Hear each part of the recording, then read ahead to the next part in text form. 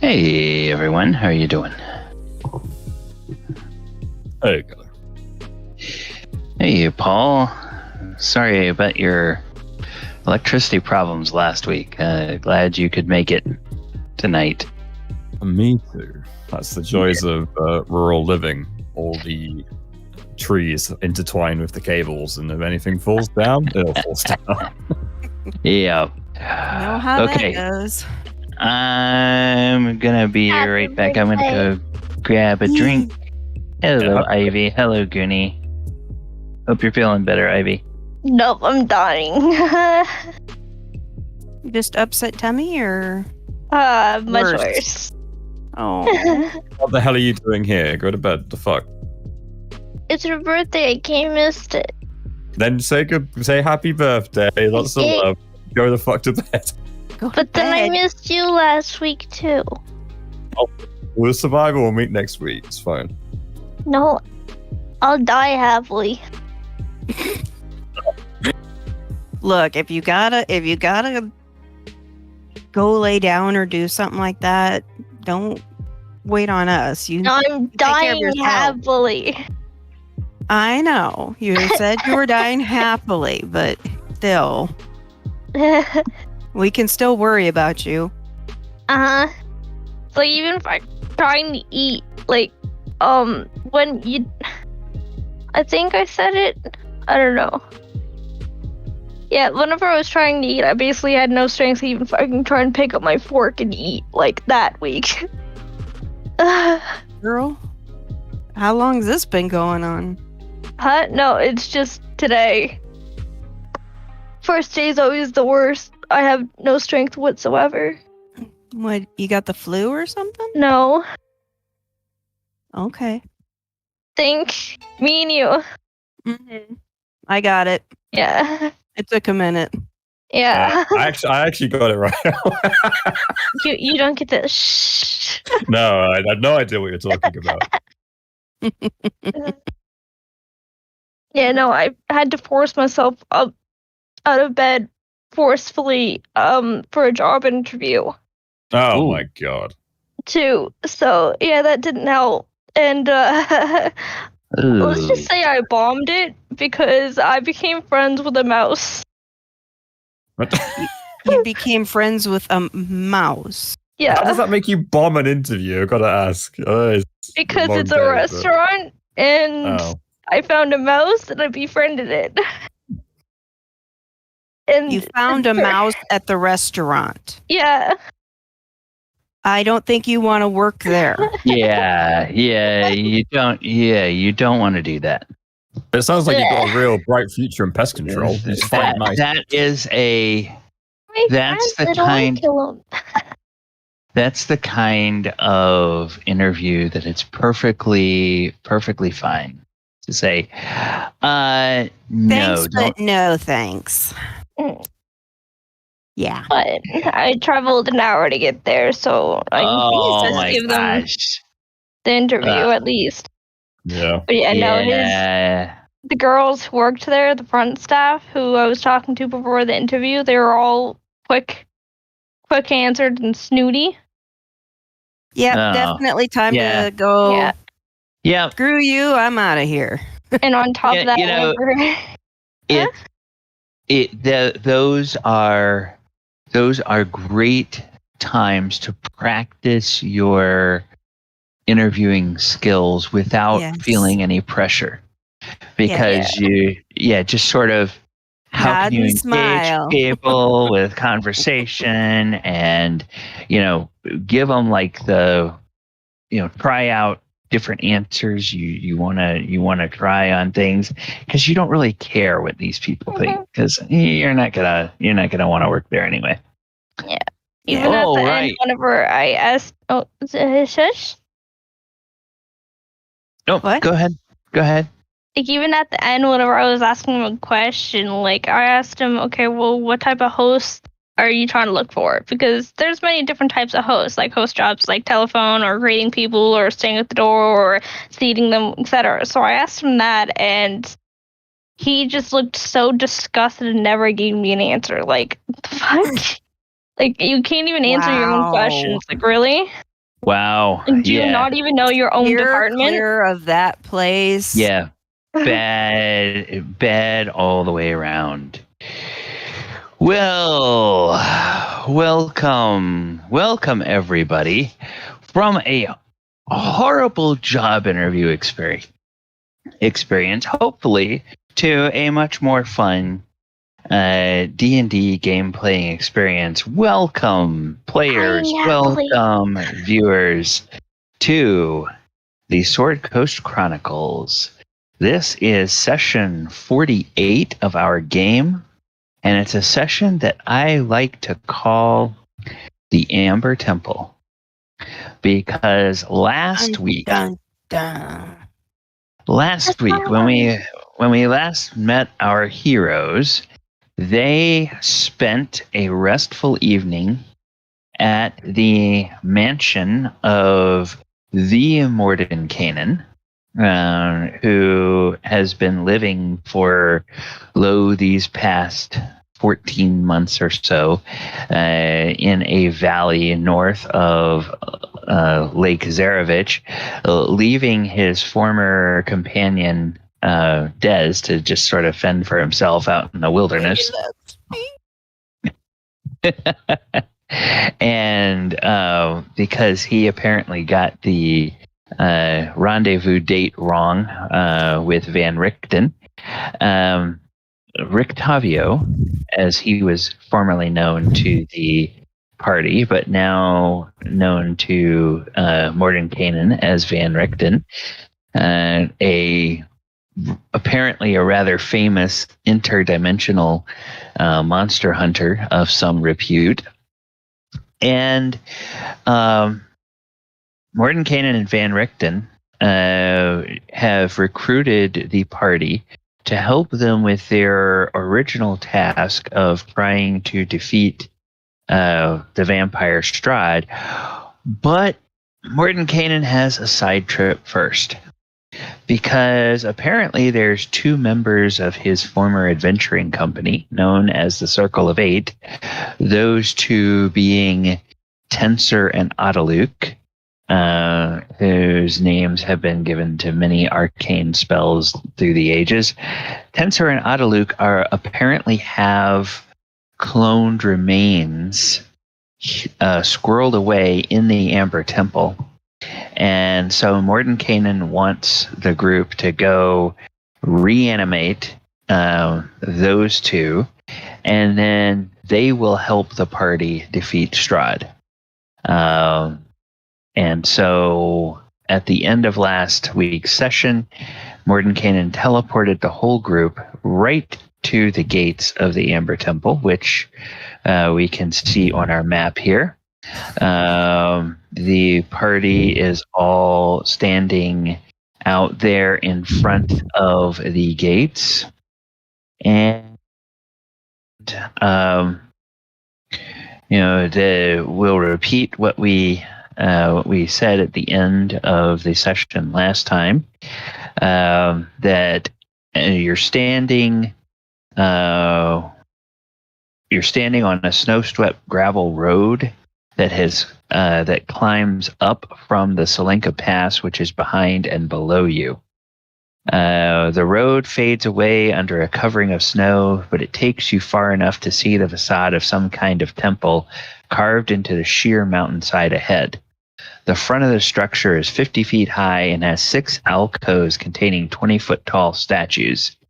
Each statue is carved from a single block of amber and depicts a faceless hooded figure, its hands pressed together in a gesture of prayer. Between the two innermost statues is a 20-foot-tall archway with a staircase leading down. And I know we don't have all of our players yet, but I believe that James will be along in a few minutes. James being a family man, it's now summertime and all the kids have all of their activities, and mom and dad are having to play taxi to get them to and from various activities. throughout the day, so he will join us when he can. And I believe Ken is under the weather, and he may or may not join us tonight. So, what would you guys like to do? That you're standing there looking at this temple in front of us. Are we and still there's getting? Ken. Hi, Ken. Thank you for joining us. Are we still getting some pretty bad vibes off this place? Oh yeah, it's like your druid senses are tingling. It's like this place just seems a bit. Wrong. Yeah, there's something very wrong with it. Okay.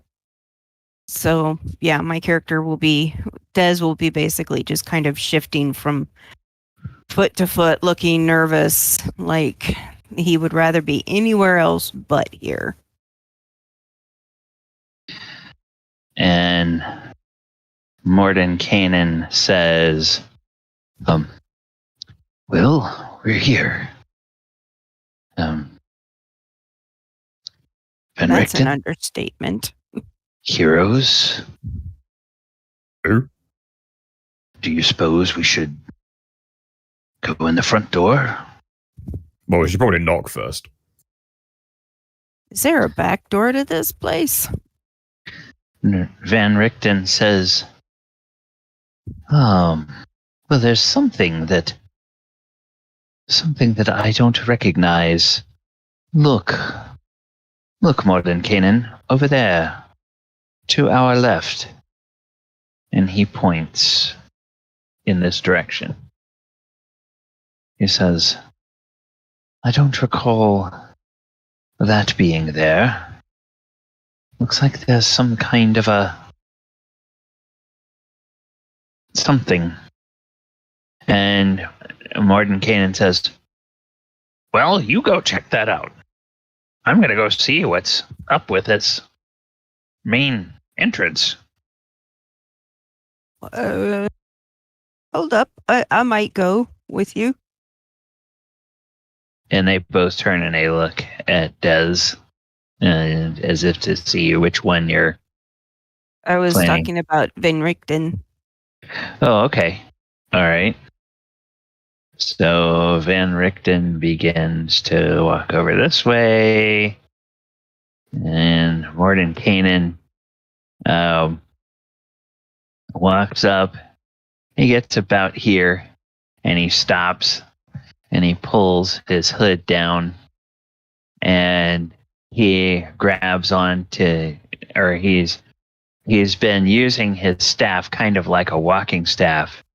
And then he turns around and he looks at you all and he gives you a little wink. And then after he gives you a wink, he just sort of leans heavily on his staff and he grasps it with both hands and he begins walking with very small, very slow steps, like a very old, very decrepit person. He says, and he stops after a few steps and he turns around and he says, this works every time. And then he keeps going up, and, with the putting on the act like he's some old decrepit person. And then he gets to about this point here, and you can see just in front of him across this opening, just the whole thing lights up in green. It's like there's like this green sheet of energy, and he like stumbles back a couple of steps and he says, how rude.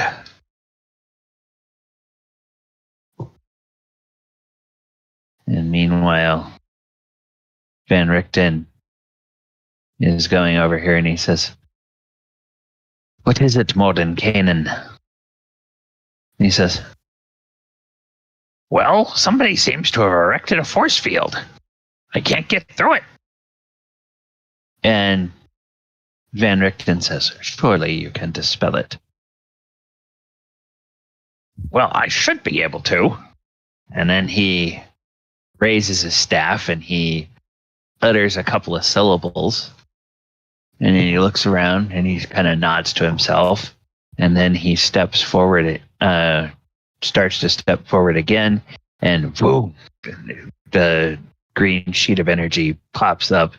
And this time he stumbles back again. He's like, confound it. And Van Richten says, ha ha ha ha ha. I never thought I'd see the day. Mordenkainen, you unable to dispel another wizard's magic? And he's like, I wouldn't be laughing if I were you. If I can't dispel it, what does that say about whoever cast this?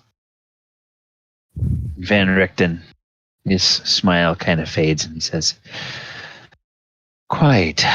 Well, let's see what we can find over this way. And he continues over here and he gets close and he pulls out he lifts up his cane. He doesn't pull the sword out of the cane, but he lifts up his cane and he holds it out in front of him and he takes a couple of steps forward. Then he takes a couple more steps forward. And then he looks back at Dez and he says, well, doesn't seem to be anything blocking us here.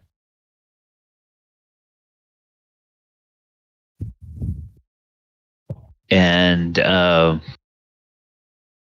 so he will then continue on up here. And Dez, as you get in here, I'll tell you what you can see. You see in this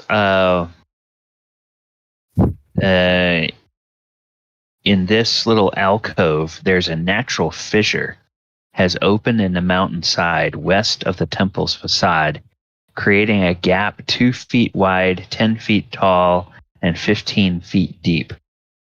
You see light coming from a room beyond, and you think you hear the murmur of voices from in there as well. I kind of whisper very carefully to Van Richten. It appears that someone is home. He turns back and he says, yes. And furthermore, I don't sense that this way is blocked. We should go tell the others. Well, I can also change into something small and maybe go take a peek while you go warn the others. Get a layout. You're brave, Des, but I do not think any of us should go into that place alone.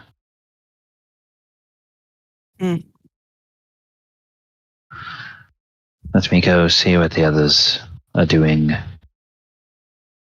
And so he begins to come back.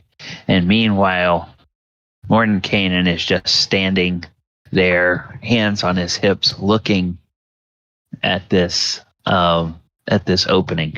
And what are the rest of you all doing? Krenraid, Mulek, Thaldor. Tapping my feet, waiting patiently. Thinking, why aren't we just walking up to the door and knocking? Why all this palaver? I look over at Paul, Krenraid, and go, finger waggling. That's why we can't get through the door. It was in a monologue, but thank you for clarifying that. I just see the perplexed look on your face when you see Mordenkainen bouncing off the shield. And you're just probably thinking to yourself, and I just look over and say, finger waggling. I thought it was part of his act. Like, he's falling over a bunch and being angry. I thought he was being an itchy old man, you know? No. Okay, he's just incompetent. No, very far from that. So I relished the chance to call Mordecane and Gary Gygax's character incompetent. I couldn't resist that. Come on.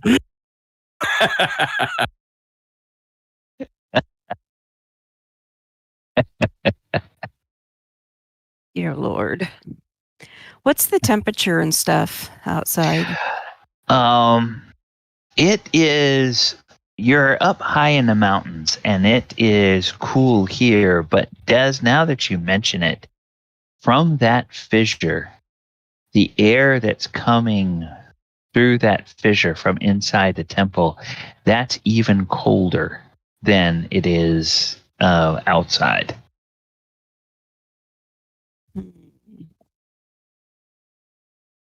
So if you are thinking in terms of normal temperatures, it would be somewhere the air out here this high up in the pass is probably somewhere around 40 degrees Fahrenheit. Okay. And the air coming from that fissure is probably somewhere below 30 degrees Fahrenheit. So it's significantly cooler. And for those of you who live in weird areas where they use alien temperature scales, Mars, yes, carry on. The air here outside in this pass is probably somewhere in the range of 2 to 3 degrees Celsius. Okay. I think I'm gonna use one of my transformations and change into a badger. A badger, which is got plenty of fur.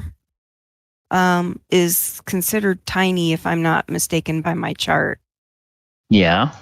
So, and they're probably not uncommon around this area. So yeah. So I'm gonna right now kind of change into a badger and then use the nose. I'm not gonna move forward yet because I've been told not to, but I'll still use my nose to see if I can't detect some different scents out there. So see what I might be able to pick up with my smell. Okay, so we're going to do this, and we're going to do this. Badger. Don't get that badger any mushrooms, though. So Heather, Snake. the badger that just showed up, you should now have control over that token. All right, let me pop over. So, if I'm just gonna stick myself over there for a moment. Yeah. Okay. So if you are able to move that token around, then we'll. Okay. Good. Then you can do that until you decide to change, and then we will get you another token. That's a nice thing is that I have access to most all of the monsters that have been released for 5e, so I can just grab you a token for whatever form you're taking. All right. So Van Richten comes back, and he will talk to you. He will first come over to Mulek, and he will say, because I think I see James on now.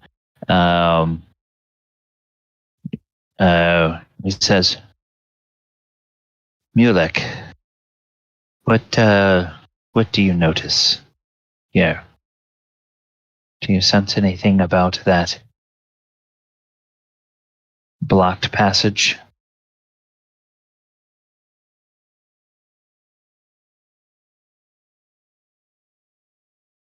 And it could be It could be that, James just logged off. So maybe he's having internet problems, or maybe he was just listening to us on mobile. All right. So he will ignore Mulek for now. He will come over and he'll stand between Thaldor and Faliger, and he say, "Gentlemen, what do you notice?"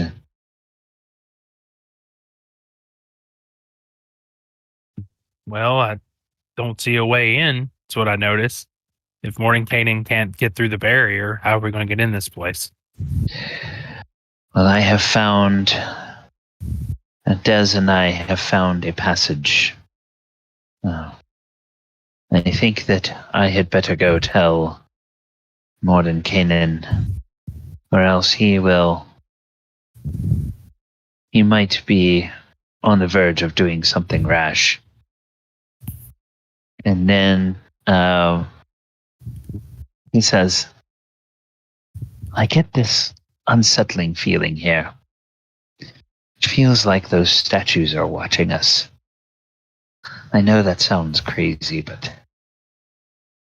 No, I feel you. I don't know why in the nine hells we're even here. I mean, we can't get in with the barrier. We got to get in through some secret entrance.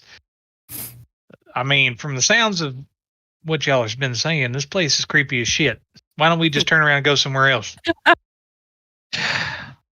And Van Richten looks at Faliger and says, Master Bard, if it were up to me, we would have left from the mansion and gone straight to Castle Ravenloft.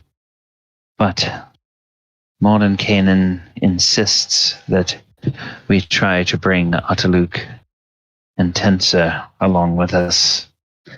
I cannot dispute that having those two at our side would make our errand much easier. But you are right, this place does give me the willies.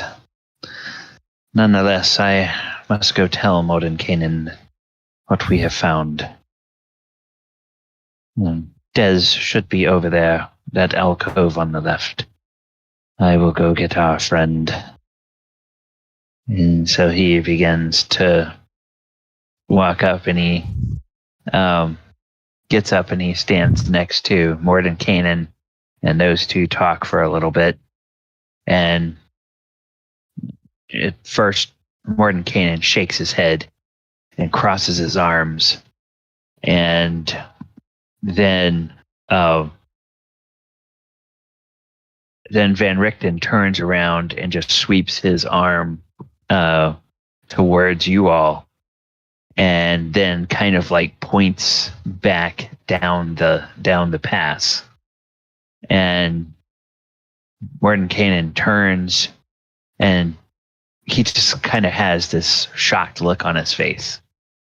And then he says, "What? I told them they wouldn't stand much of a chance without me. And it's ungrateful." Bellinger just kind of like looks at the boys. And he's like, all right, boys, huddle up. And he like, he kind of gets over next to Thaldor. Mm-hmm. Waits for Kinraid and Mulek to get close. Okay. Solder over. All right, boys, I got a bad feeling about this shit. Thaldor, I want you to take point. You're sneakier than all of us. You got keen eyes. Mulek, I want you behind me and Kinraid. Shit hits the fan, we're going to be in the front. Okay? Okay, so you want me to take point? Yeah. Hopefully we'll catch trouble before it catches us. You're good at that kind of thing. You know what I'm saying? Yeah, that's fair, Captain C. Not to mention, this place might be booby-trapped to Kingdom Come. And when you say that, Mulek reaches into his ball of tricks and he throws out one of the balls. Okay. And I tell Maverick, stay close to Thaldor. Walk point. Look for any traps. And sorry, guys, Yeah. I am with you, but I haven't heard much of what has happened until now. So All right. Well, we're just getting started. We can't get in. We're trying to figure out a way in. Yeah. it's a wall of force. I think I heard that, right? And Something waggling green thing that Van came and stopped Richten the and old I guy had from kind of going gone. in. Yeah, Van Richten and I had gone over to the edge there and found basically a crack in the area, and I've changed into a badger. Okay. Have you communicated that to us? Nope. Okay. No. And I've kind of do we have a way of communicating amongst us? No. several people have the sending, or what is it? Yeah, sending. I does can any- do sending, but that's pretty, What's the cantrip? message. Message. But Does I anybody didn't- have message? I can do it, but I didn't really prepare it Oh, okay. All right. because I can switch around my cantrips Nope, now. I but don't didn't. have it. I can write a letter. I can Oh. I can do it one time if we want to reach out. Okay. It's cool though. Van, You'll realize sooner or later that the badger standing there or sitting there is Des. yeah. Oh, you're too far away Van- for it, anyways. Oh yeah. Van Richten and Mordenkainen come back to the group, and Mordenkainen is like, well, I don't know why you just don't let me keep trying to dispel that. And Van Richten says, my friend, we're going to need as much of your magic as we can get once we're inside. Don't waste it all here in the front door. Besides, we have found an alternate way in. Well, all right, then why are we just standing out here? Let's go. Well, we And- could team over, right? Alistair just kind of reaches out to fist bump Kimraid. Damn right. Punches it really hard. Whatever the fuck we facing there, my friend, we're gonna hold the line. Hold the line and crush him. With your head. Crash. what did we see when he was? We saw some kind of force field, right? When he tried to go. Yeah, it just was like a green sheet that when he walked into it, it's just like a green sheet of energy, and it repelled him back. And he tried to dispel it once and thought he had done it and walked into it, and boom, it was there again. And So, could we see any kind of control or anything through that wall of force? no, Okay. it's just an archway with stairs leading down. And it affected him when he got right about there. But when you guys saw Des and Van Richten go, they went all the way in here without anything blocking them. So the two old guys are going to begin wandering over this way.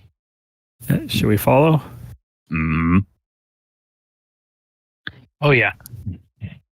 And then when Van Richten gets here, he looks around and he sees the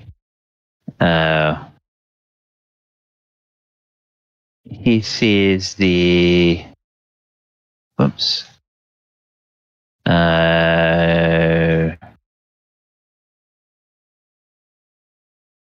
He sees the badger.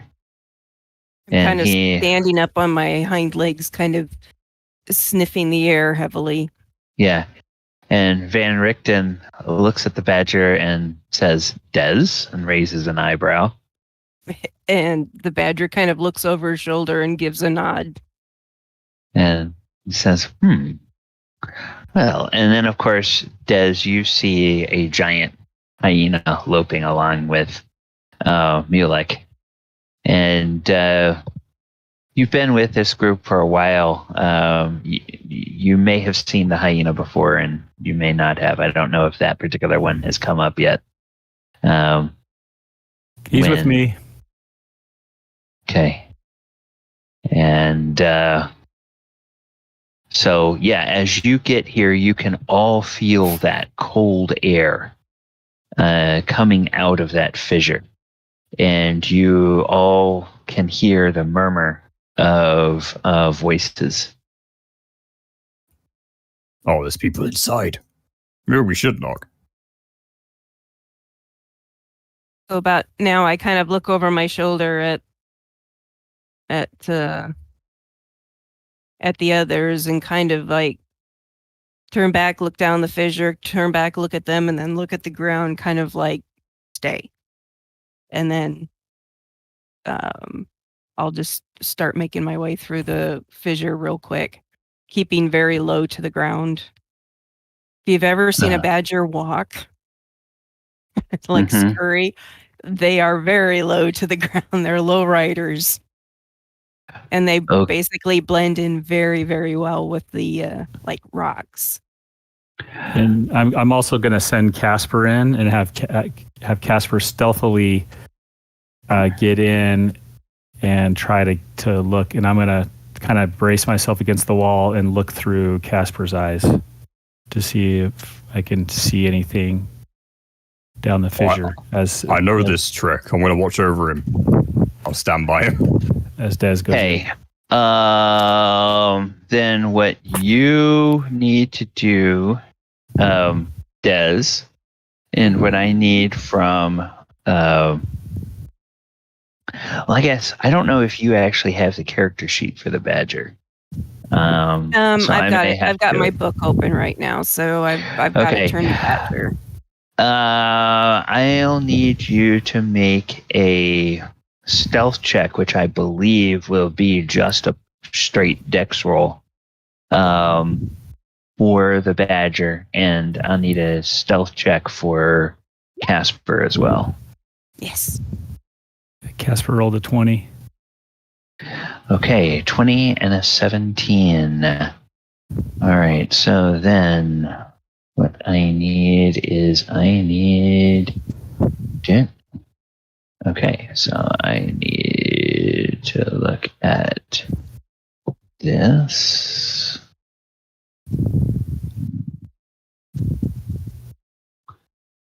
And then I need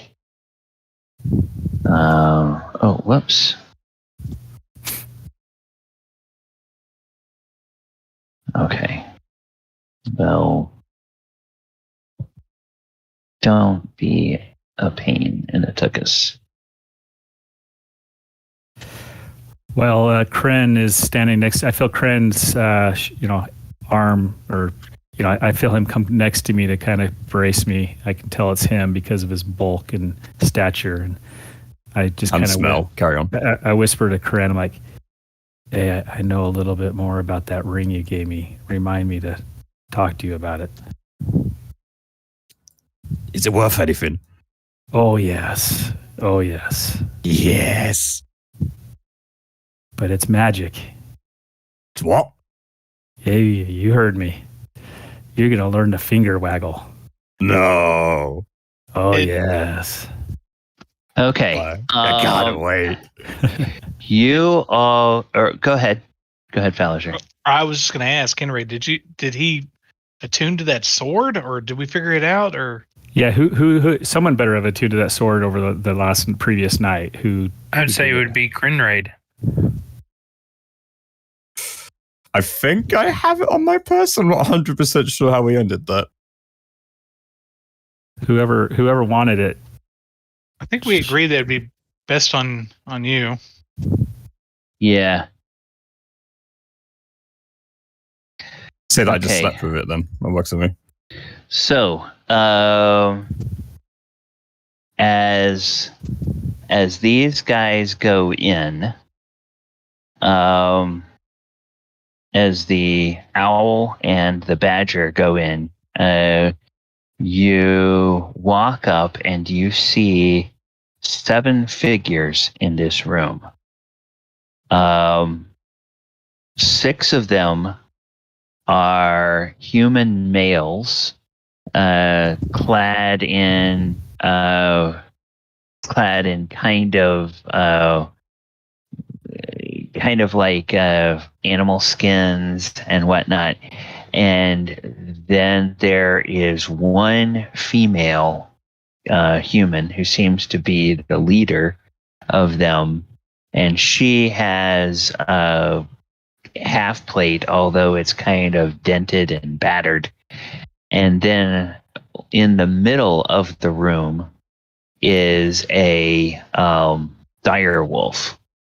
It's an enormous wolf that is there, and it appears to be kind of snoozing. And none of them take any seem to take any notice of you. Torches in sconces light this bare stone room. The 6 humans are on bedrolls made of stitched animal furs, and then there's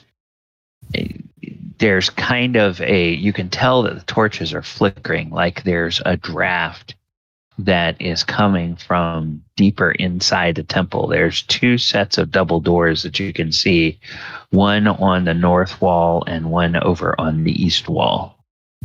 And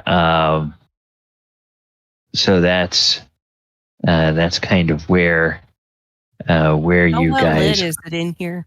Those torches are giving ample light for humans to see.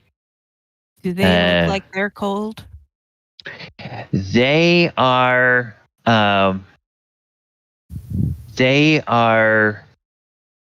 They look like they are rugged mountain folk, and they seem a bit uncomfortable, and a couple of them show wounds, and one of them, the furs of or the skins that they're clothed in appear to be singed. Okay. And what does the dire wolf look like it's doing? Is it like maybe guarding these guys, or is it? It looks like it's resting now, like it's sleeping. Yeah, well, it may not be fully asleep, but it's kind of that thing, the dog laying there, and it probably has its eyes open, but its head is laying down on top of its paws, and it's just sort of looking around, but not looking towards the fissure. It's looking like back and forth between some of the people, as a dog does, and every now and then its ears will just kind of do that thing where they move a little bit, like a dog's ears will do. I look kind of up at Casper and kind of give a slight nod, like, okay. And then do the soldiers or the more rugged of them look like they're all sleeping, or are they just fitful resting, or? Let's say 2 of them look like they have their eyes closed, like maybe they're sleeping. One of them is just like, it looks like they're doing some maintenance on a like a sharpening stone, just softly rubbing a sharpening stone on the edge of their weapon. Another one is sort of working on some furs, like maybe mending something with furs. And then one of them is perhaps engaged in conversation with the female. Okay. So, out of curiosity, this crevice that we're in, is it big enough for a human to go through? Oh yeah, it's 2 feet wide. So Okay. Oh, that's good to know. I thought it was like tinier. Okay. no. It's about 2 feet wide. I'm going to play like an actual badger, and I'm going to like out exploring, and I want to move just to the inside of this crack and then kind of stick my nose in, kind of like I'm smelling around, like, hey, what's this place kind of thing. And I kind of am looking to see if somebody might try to come after me or go, hey, look, it's a badger. Let's play kind of thing. Okay. If I can't taunt somebody this way. Oh, are you purposely going to make noise? No, I'm going to actually, I'm going to presume that due to the way it looks, that it's kind of an open space a little bit as it opens up, and it's just going to stay low to the ground, kind of sitting there watching everybody and kind of like sniffing the air like a real animal would be very hesitant to move out and see these, upon seeing these other beings and this dire wolf, just looking to see how well they notice that there's a wild animal. Okay, you made a stealth check before, Right. which all right. So, sounds almost like you would want to purposely fail a stealth check so that they would notice you, or are you going to stand on that stealth check and to see how long it takes? I'm going to see how long it takes while the others kind of make plans, because it's going to either be one of two things. I'm going to run around the room at some point in time to possibly make mischief, or we'll kind of dive back into the crevice like, oh shit, I've been seen, and then back up and out. I'm gonna have Casper try to. I'm trying to think. What can I do? Motion to the badger, like cock the head to come back out.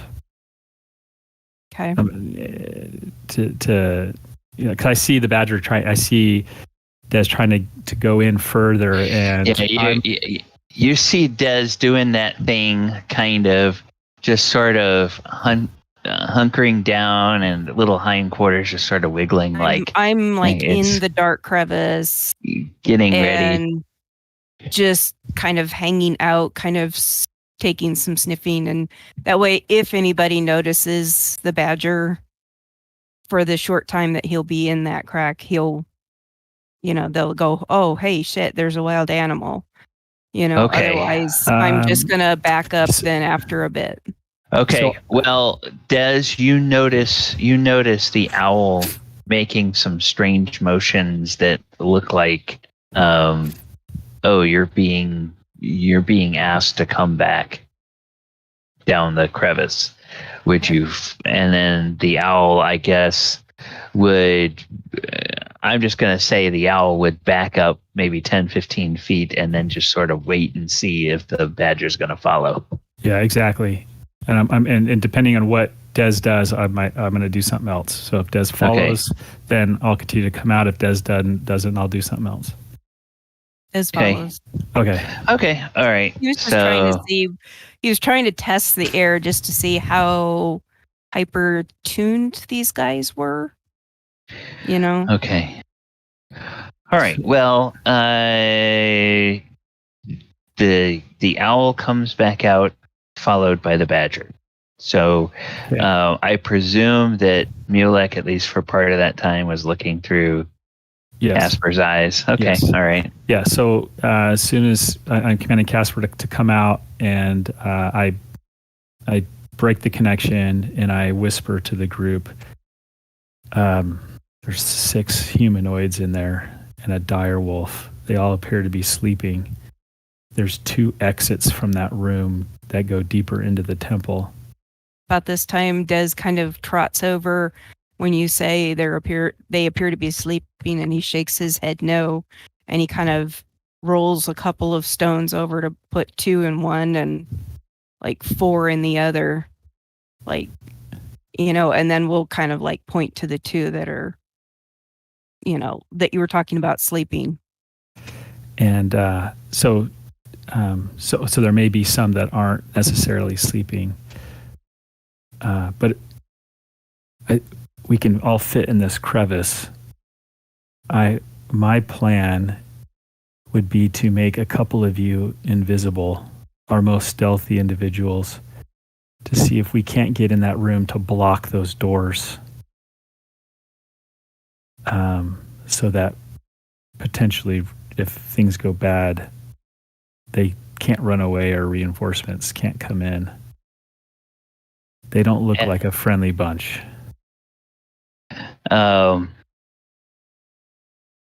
Morden Kanan says, he looks at Mulek. He says, "That owl is your familiar, I presume." Yes. Okay, and you can see through its eyes. Yes. All right, tell me, were those humanoids clad in furs? Yes. I think those are some of the evil mountain folk that follow the vampire Strahd. We should go in to kill them first and ask questions later.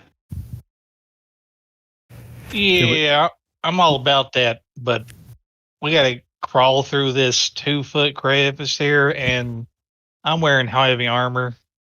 I don't think I'm gonna be very quiet. Me neither. That's why we send in our 2 stealthiest, and I could make it a little bit easier to hide potentially, to get in there so that we can surround them. Some inside while you guys rush in. And Surprise from behind, I mean run in. My only problem with that is that if you guys go in there, you're gonna get surrounded. Whereas me and Krinraid, we don't mind if we get surrounded because we're gonna lay down the beat down. You know what I'm saying? Morden Kanan says,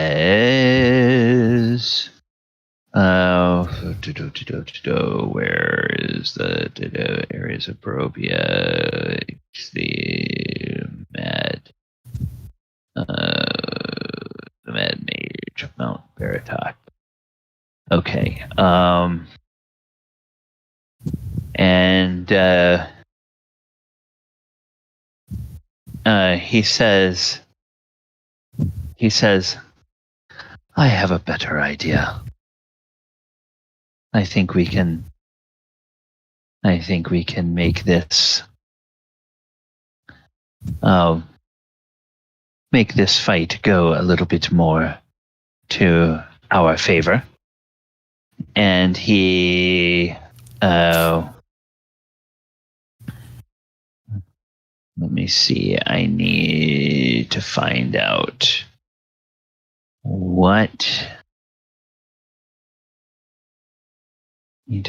exactly what this spell, how many people this spell can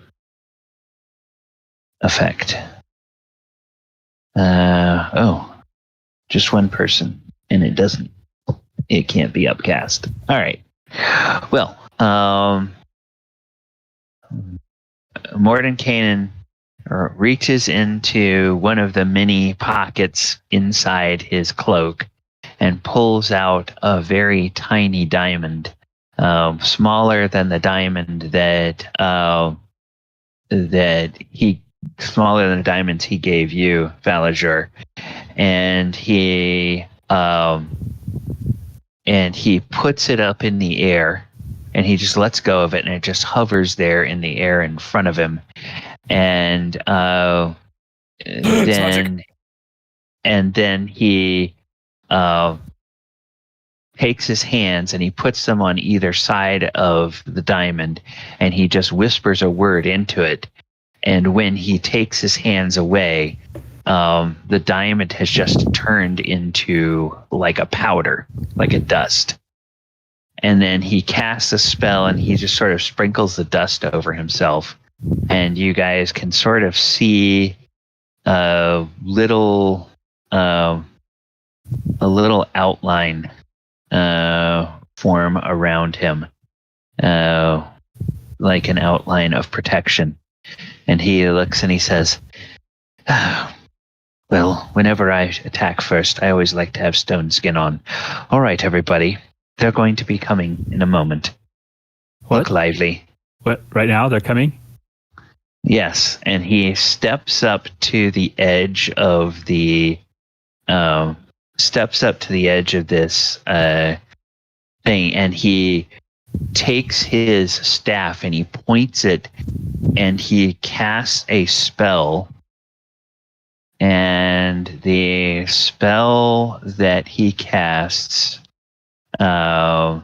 is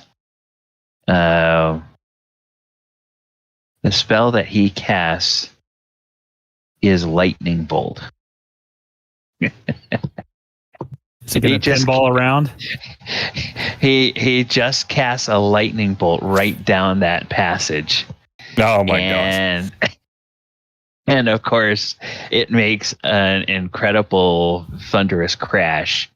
And there goes our surprise. He says, all right, they're coming. Get ready. And he backs out of the way. So right now I need to do a couple of saves. So we're lucky this isn't 3.5 and that lightning bolt comes bouncing back at us. Yeah. So let's see. And then I need to do this because I need his stat block as well.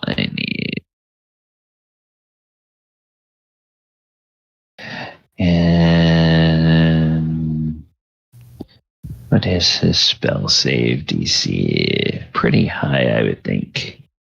Oh yeah. That. So he has to make a 17. Failed. And then the dire wolf has to make a save of 17. Failed. So then the lightning bolt does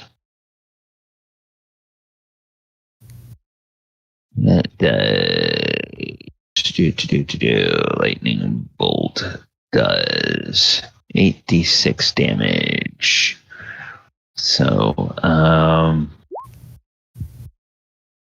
all right, 34 damage. All right, so minus 34, that wolf is bloodied. And minus 34, that guy is bloodied. Okay, so we are now going to have ourselves an initiative. So there's going to be, I'm going to take one of the berserkers and I'll roll initiative for him. Okay, and then the gladiator, roll initiative for her.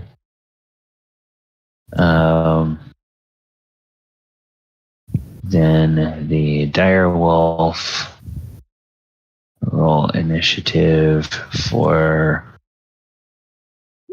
it.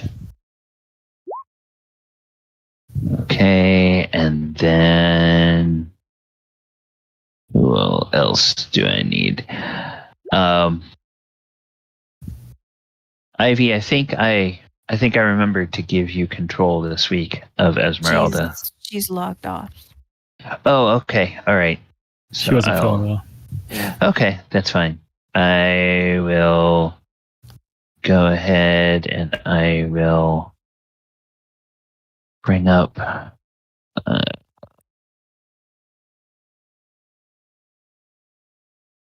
Esmeralda, and I'll bring up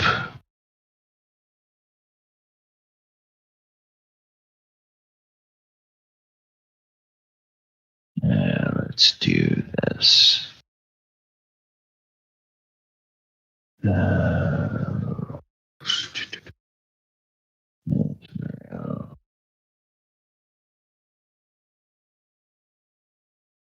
Okay, there's her. Then I'll bring up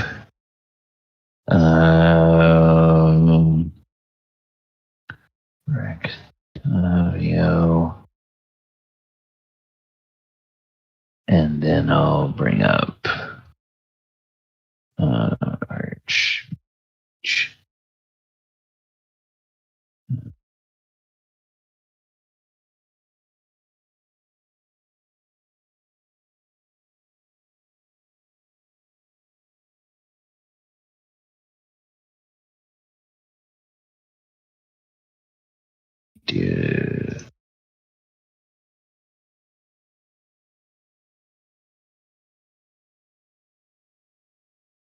Do this.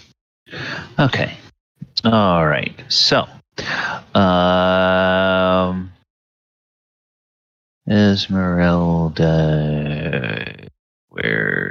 Esmeralda initiative, and then Rictavio, Van Richten initiative,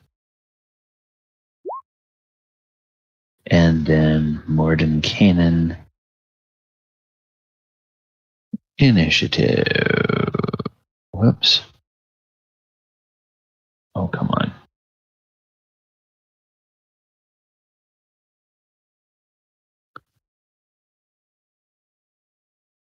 And there.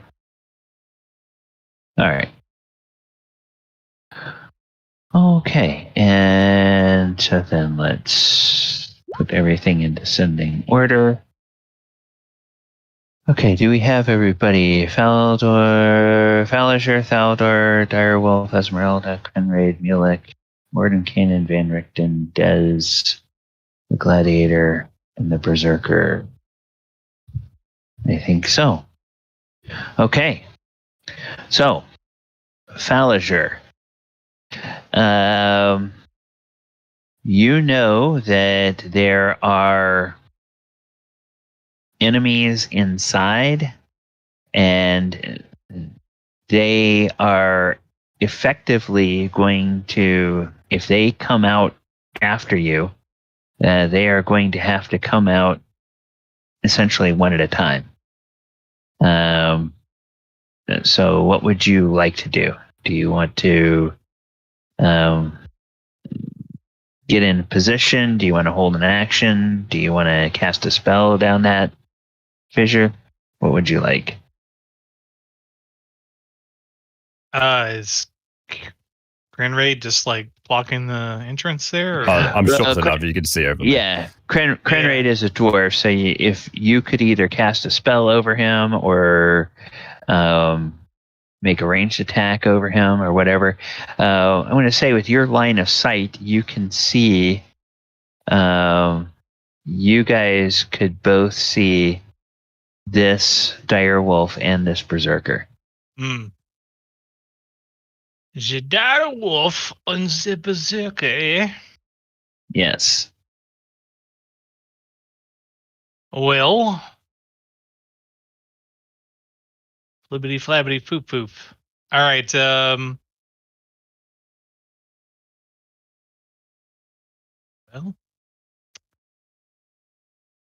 God, and they don't go for like 1,000 years. And they roll like a 3. Okay. I guess I will cast a Toll of the Dead on something. I don't know. Yeah, that's what I'll do. They've Toll the taken Dead. they've taken some damage. I'm gonna toll the. Wait, how far is that? 60 feet. Am I within 60 feet? Oh yeah, it's 45 feet to that farthest guy He's from you. taking damage. All right, Yep. Toll of the Dead. Boom. Toll the Dead on the guy in the corner. All right. Cool. Oh, and he has to make a wisdom save.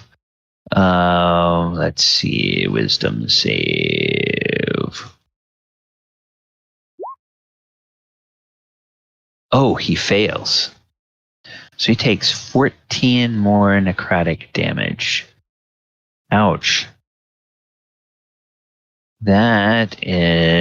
He is just not having a good day today.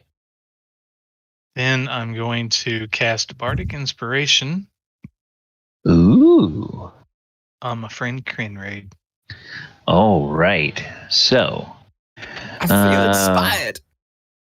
Bardic Inspiration. Let's see what. Teaches I and don't- trades. We don't want to get. It's this one. I think that's the heart is what we do for. Okay, so you get an extra d6 when you roll 1d20 anytime in the next 10 minutes. You're going to add that d6 to your d20 roll. Mhm. All right. Wonderful. Thaldor, you are up, sir.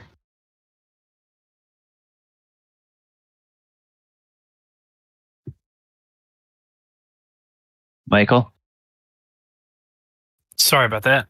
Yeah. I can't move too much. We know they can't come out that hole, the fissure, right? They can't fit between it. No, they can, but they can only come one at a time. Got you. Okay. I guess I will move Basically up. forcing people single file. Got you. So I'll move up 5, 10, 15 feet. Okay. About right here. Can I see? Do I have a good line of sight on the dire wolf? I believe if yeah. Okay. You can see him. Then I'm going to shoot him with my crossbow. Okay. Silver tipped arrows. Silver tipped arrows. Okay.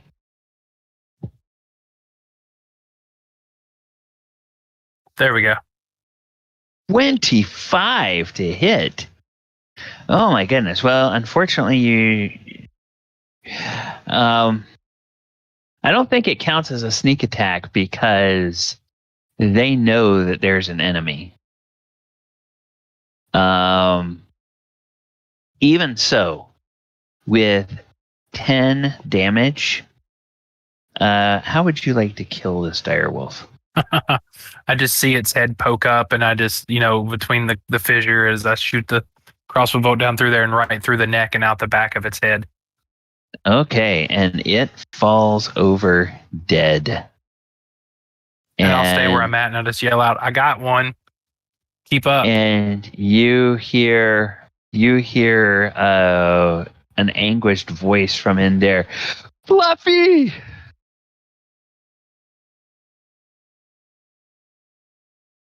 Sorry, Fluffy. You'll taste And You he's- and me. Okay, and the dire wolf, the aforesaid dire wolf, well, he's just going to sit there and bleed.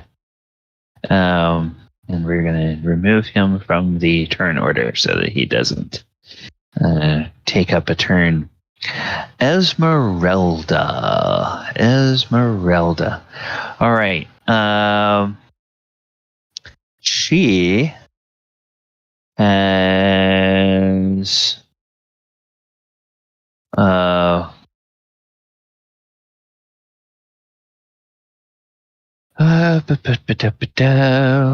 What does this do? Ooh. And oh no, can't do that. It takes too long to cast.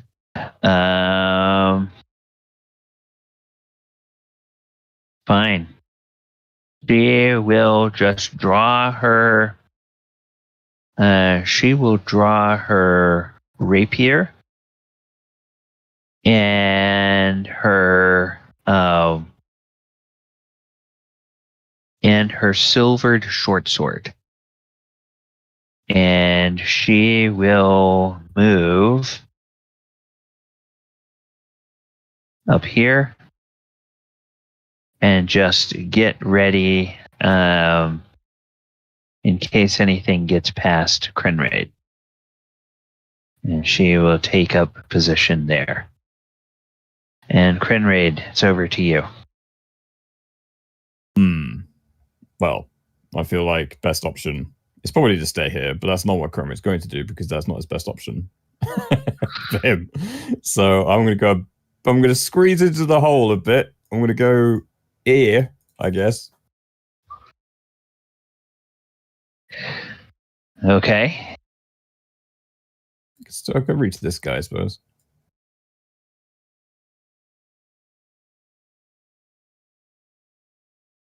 I'm just going to stand here. I'm going to stand a bit further in the hole. There you go. That's a bit better.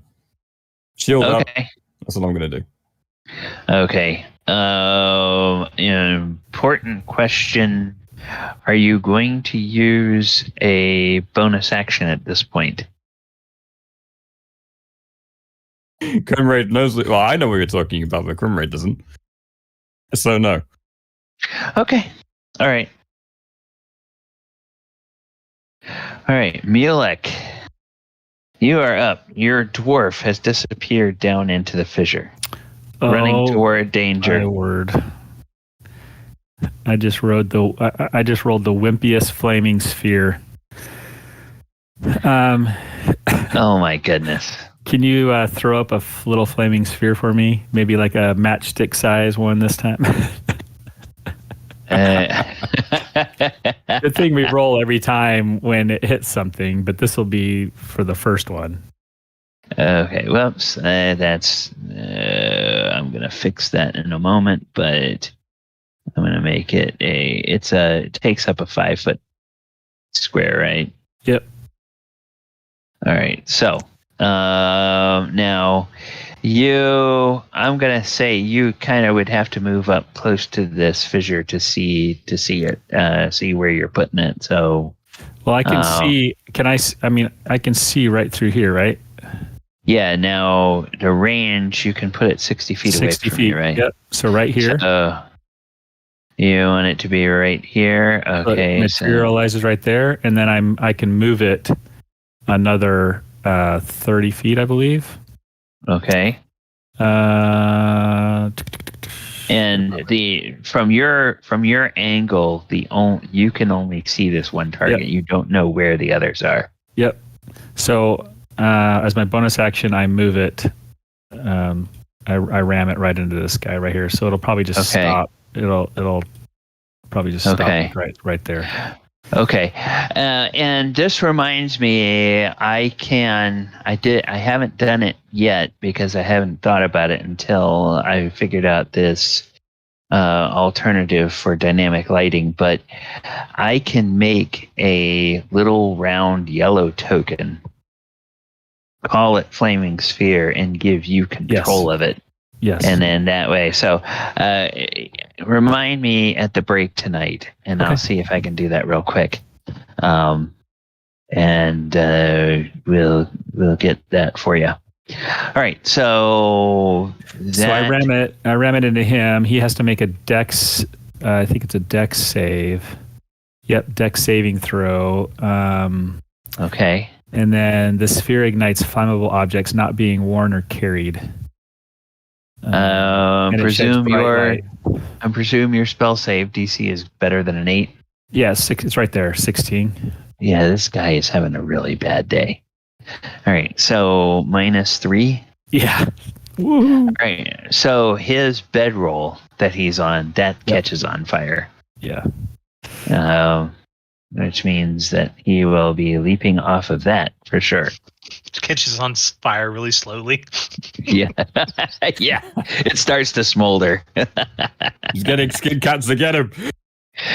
Oh, I'm sorry. Were you done? How high was the ceiling when I was looking through Scout's eye or Casper's eyes? How high was this cavern? The ceiling in this room is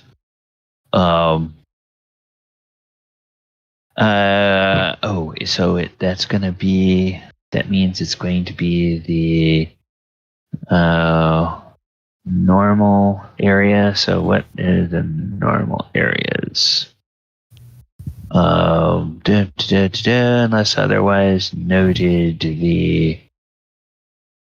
oh, come on.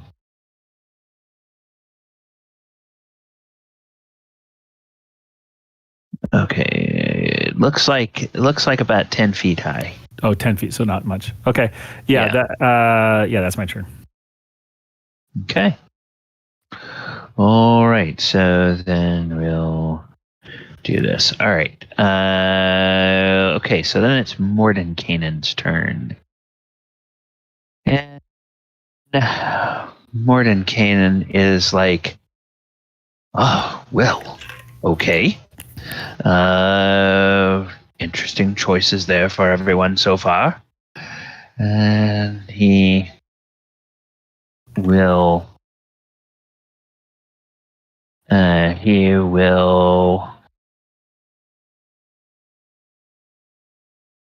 let's see, what will he do? He says, well, I think I'm going to, oh no, he casts a spell on himself, casts another spell on himself, and now it looks like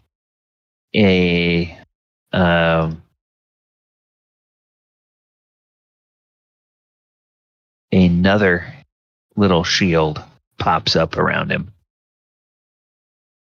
And so you presume that what he's done, in fact, Mulek, you'd be almost certain that what he just did is put mage armor on himself. Okay. He told you he put stone skin on himself the first time. Now he's probably put mage armor on. Which, fortunately, that doesn't require concentration, so he can have both of them up at the same time. Then it is Van Richten's turn. And Van Richten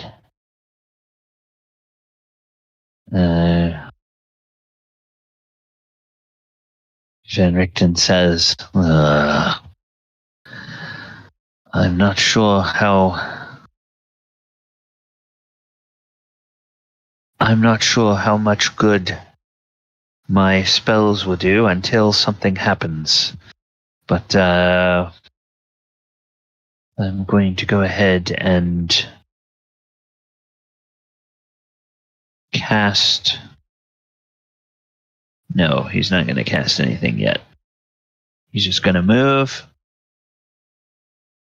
And he will get over here. And he will pull his sword cane out and get ready in case he's needed. All right, Des. Yeah. We are to you.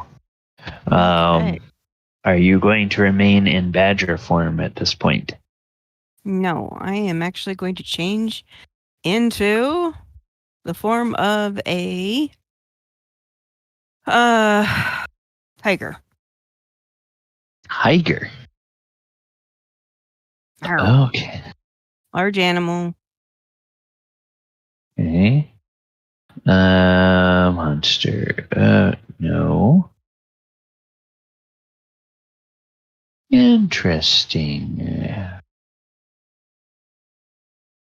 Okay, so let's do this. There we go. Tiger burning bright. Okay. So this tiger will say is this, and it's this, and it's controlled by Heather, and Yep. then we'll go ahead and I'm going to add a turn for it, and I will put it on the initiative at 4, and I will remove that. Okay, so go ahead and finish out your turn. Right. So basically, I'm not sure if I can attack after I've made a change in that round. But I can move. So yeah, as a tiger, you're probably gonna tiger. It would be a very tight squeeze. okay. Getting and especially with Krenraid in a way, you would not be able to get past Krenraid as a tiger. Okay. So he'll come right up behind Krenraid like. Okay, yeah, I'm gonna Krenraid. pretend I didn't see that. Yeah, you look back and you see a tiger kind of snarling, squeezing its way up the path behind you. Kind of a friendly tiger, but it still looks like it hisses at you. wants dinner. Okay. That's it. Wait your Next. damn turn. All right. And so then our leader here. Leader. Nope, not our leader. Yeah.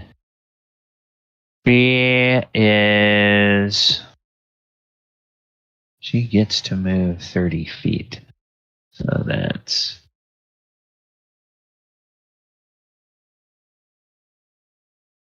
she would get to move right to there. So she's gonna move over here.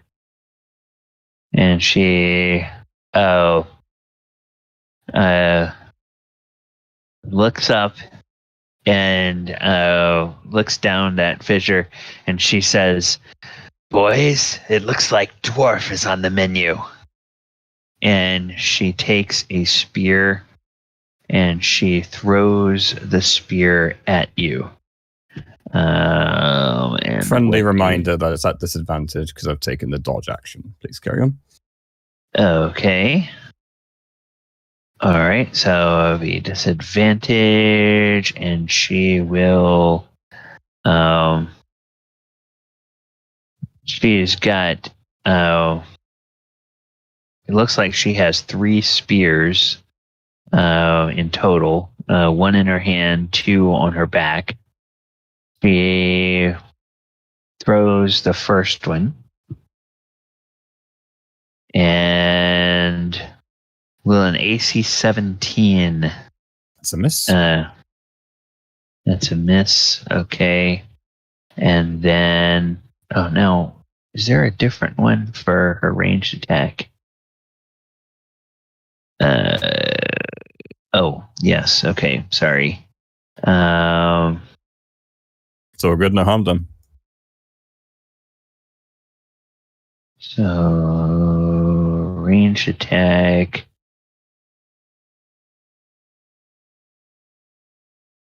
Oh, okay. Then here's the range attack. AC 20. Will that hit? Oh, and a disadvantage. Okay, because when you have to do it that way, okay, So yes, AC 20. Okay, so then we'll see about the damage. 10 points of damage as the second spear lodges into Krenraid, And she says, "I bloodied it, boys." This one And fights back. And she says, "We'll avenge Fluffy and we'll eat well." And then the Berserkers go. And they all have 30 feet of movement. So I just want to see if any of them can move close enough. 5, 10, 15, 20. Oh, yeah. That one can get close enough. Well, only one of them can get close enough. So this one is just going to come straight up at Krenraid and will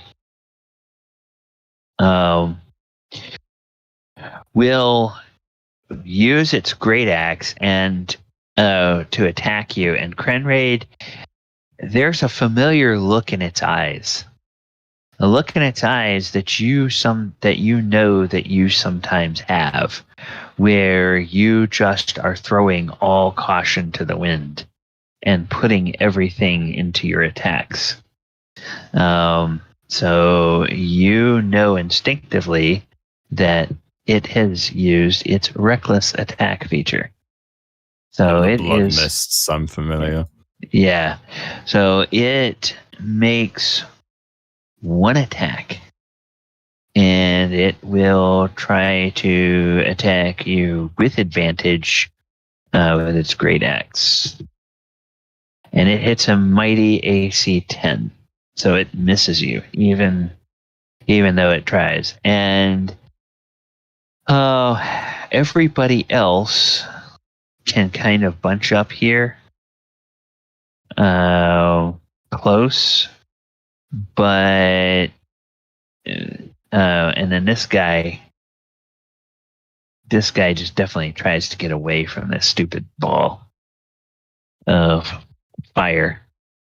Mulek, does he take damage at the beginning of his turn, or if he ends his turn next to the ball?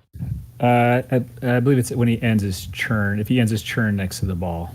Yeah, he's just getting away from that ball of fire. He doesn't want anything to do with that.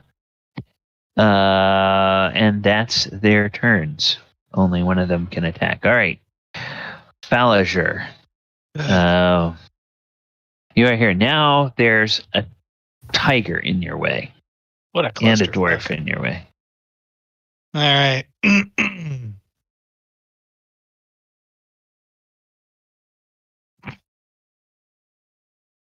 Yeah. There's no way to get past them. What Yeah, do I essentially with the do? tiger, it's blocked up. Since the tiger is a little bit shorter on all fours than Krenraid is, I'm going to say you can still see over them. And now somebody looking down this fissure would have like 1, 2 targets that they could see. They could see the man who's right in front and the woman who is the leader that threw the spears.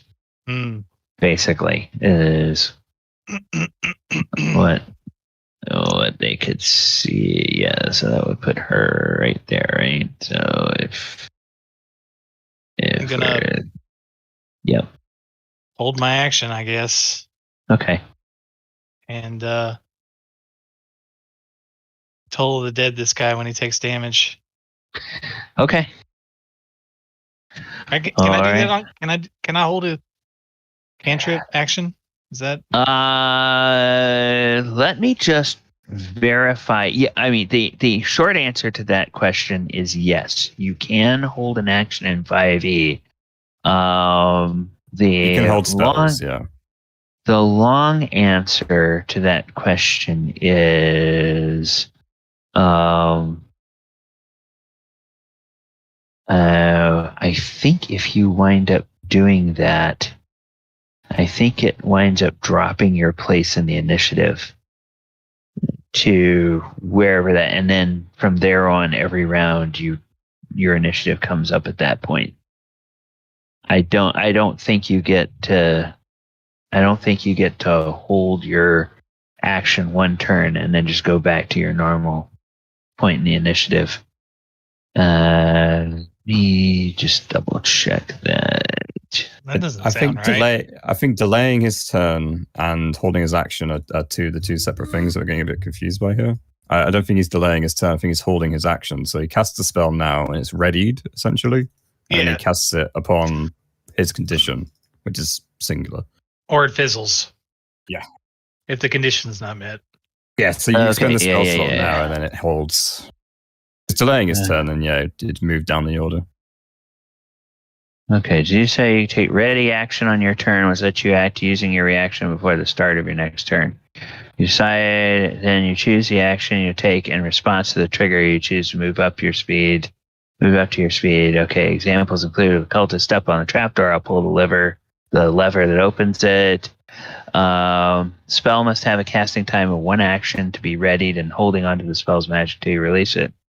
Your reaction requires concentration. Okay, so yeah, you can cast that spell and hold it with concentration, and then you'll use your reaction.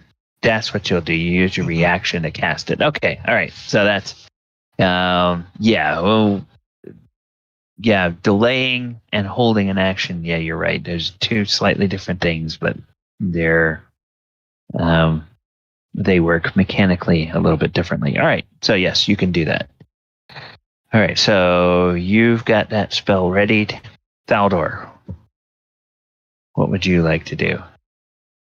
Can I see over the tiger? Oh yeah, you can see over the tiger and over Crinraid as well. This big ugly guy. Yeah, big ugly guy. That one in front of him is in melee with Crinraid, yes. Then I'm going to hit that big ugly bastard right there in front of Crinraid. Yes.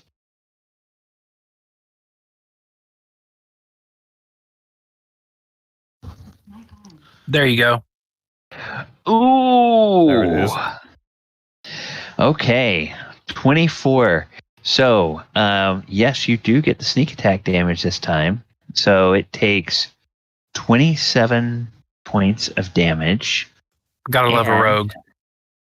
I believe, Falager, that this triggers your Bong. Yep. So go ahead and do your Toll the Dead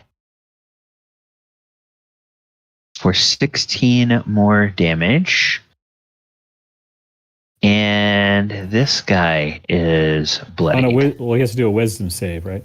Yeah. Oh, DC yes, 14. no wisdom. DC 14 wisdom save. So, well, let's make sure. Yeah,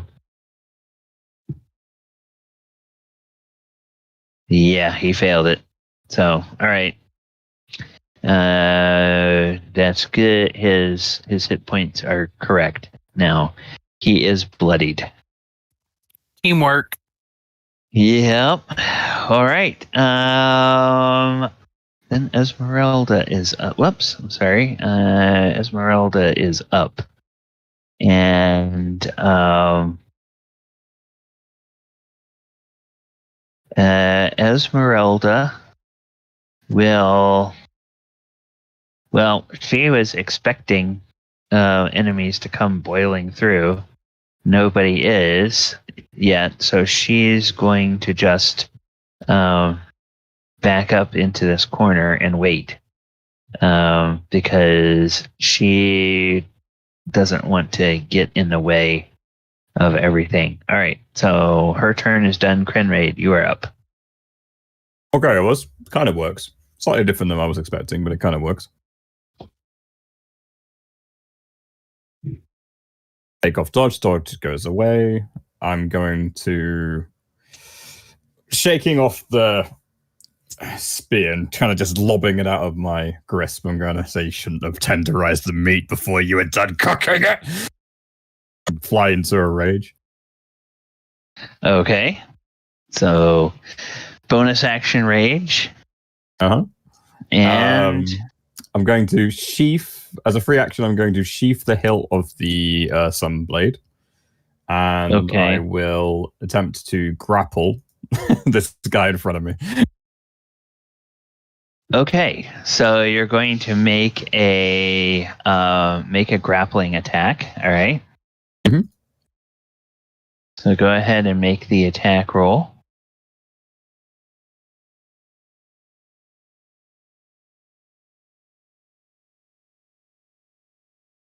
Use this. Let's do 20 plus that.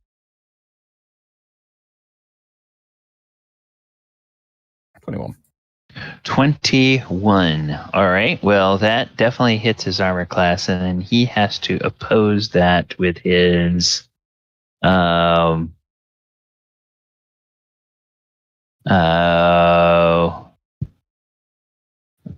has to oppose that with either an acrobatics or athletics, right? Yep. If he wants to avoid being grappled. Yep. Okay, so that's going to be just a strength check because he doesn't have either athletics or acrobatics as a skill on his stat block, which he fails. All right, so you have him grappled. What would you like to do with him? Seeing as I saw that crossbow bolt, fly in and do some really solid damage, I know that putting this guy on the ground may be beneficial for the tiger, but there's some people in the back that could do with an easier target. So holding the shield in one hand, I'm going to bring him down to my level and push him above my back, kind of cracking his neck a bit. So essentially, I'm holding him above me, saying, hey, here's the target, shoot him. Oh my goodness. Okay. With the shield forward so I can still block. So basically, he's a human meat shield. He's high in the air, and then I got my shield in front of me.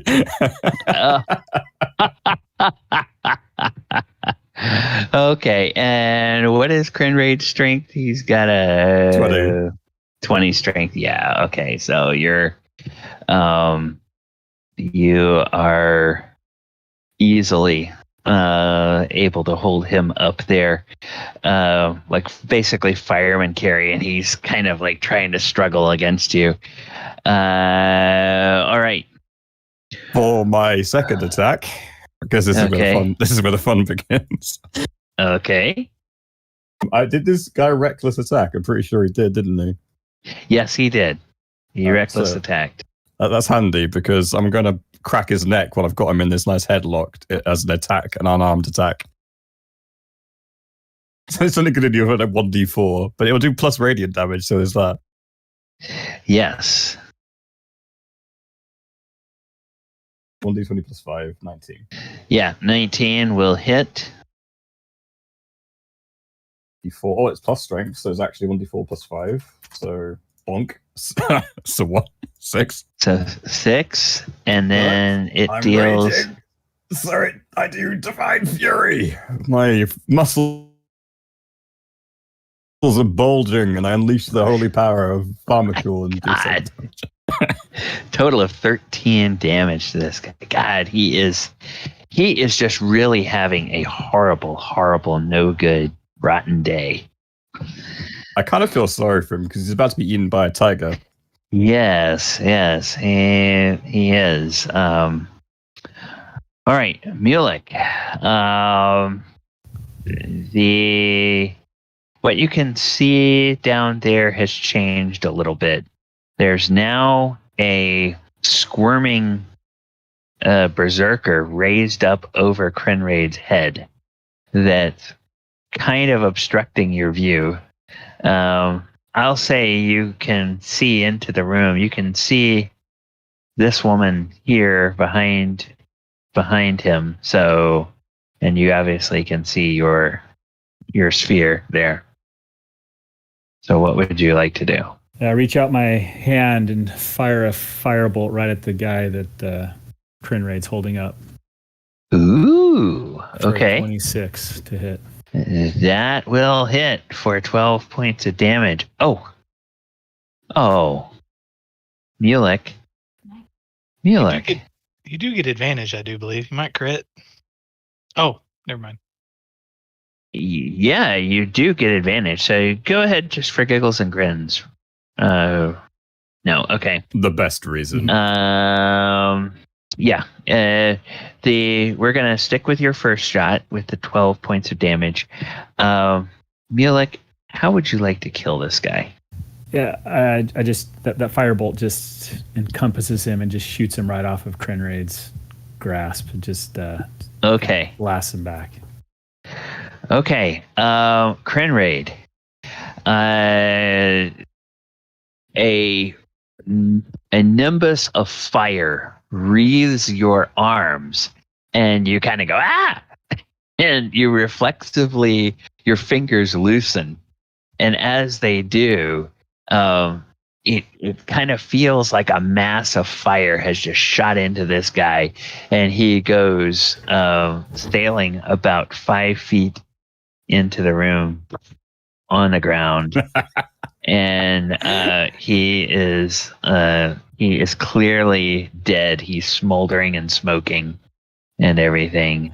And so we're gonna put him on the GM layer to sort of clear up the battlefield a little bit. And then so I did that as my action. I reached out, I shot fire out, and then I'm gonna pull my arm in. And I'm just going to pull, as my bonus action, I just pull this flaming sphere back into right here. Okay. This spot right here. Oh, right here? Yep. Okay. So you roll it around the woman, and now it stops here. And hey, guess what? There's 3 people that are within 5 feet of it. And now I'm playing that I can't really I think all I could see was this person, but what I'm trying to do is I'm using the flaming sphere as a barrier to help us get in. So I'm giving up the chance to ram it into someone, and I'm using it more as a barrier that I can see. Okay. And whatever extra effects that causes, great, but it's more of to help us get into that room. Okay. And provide some protection as we get in. Okay. Krenraid, to your potential shock, potential horror, potential delight, that big lumbering ball of flame rolls towards you and now seems to kind of set up a way to kind of block those 3 from getting out. And Mordenkainen, he stands there and he looks at Mulek and he says, well, that one shot was good, but I don't quite get what you're doing. You mean to play with your enemies, or do you want to destroy them? You kids, you have a lot to learn about combat. Well, looks like you have it under control for now. I just want to see how this plays out. And Van Richten is like, oh, yes. Let me know if they come any closer. I'll be here to back you all up. And then, let's see, is Heather back? She said that she wanted to try and leap over Krenraid's shoulders and land in front of him and attack anybody in front. Yeah, which I'm gonna say that with that the way that dynamic has changed, landing in front of it is gonna put her right next to that ball of fire, and the tiger would probably not want to do that. So Sorry, again, there's I'm no back. damage. There's no damage unless you end your turn within 5 feet of it. Okay. All right. So you're back now, Heather, just in time. Okay. The target you were going to go after has been destroyed. Okay. So immediately in front of Krenraid, it is open. However, as you can see from the battlefield, Mulek has relocated his ball of fire, and now it's if you stop in that 5-foot space just at the edge of the thing, that's going to put you right next to the ball of fire. So you probably don't want to stop there. And obviously, if you jump through and try to get out of that way, then that one berserker is going to get an opportunity attack when you leave his threatened space. So I don't know what you want to do. Okay. So at this point in time, then I am going to lower myself down and basically stick my head between Krenraid's legs and then boost him up onto my back. He's going to be like, woo-hoo! Okay. So, the ground rules. Get on, dummy. Okay, so Krenraid, this tiger... Our willing creature, go ahead. Say what? Krenraid is a willing creature at this point. Okay. Yep, I'm willing. Do what you need to do. Okay, so go ahead and move where you want to be, and I'll put Krenraid's token then in position. Basically, it's just there, right where he was. Oh, okay. Okay, so I'm going to do this. I'm going to bring this to front, and then I'm going to put this right back here. All right. So, all right, you now have a battle mount. I have the power. And for everybody, and for the sake of everybody else, now you can no longer see over Krenraid because he's sitting on the back of a tiger. I feel like such a god. Well, possibly my character will. My tiger will basically still kind of be in that belly slink crouch, wiggle hind legs kind of thing, ready to pounce at any minute.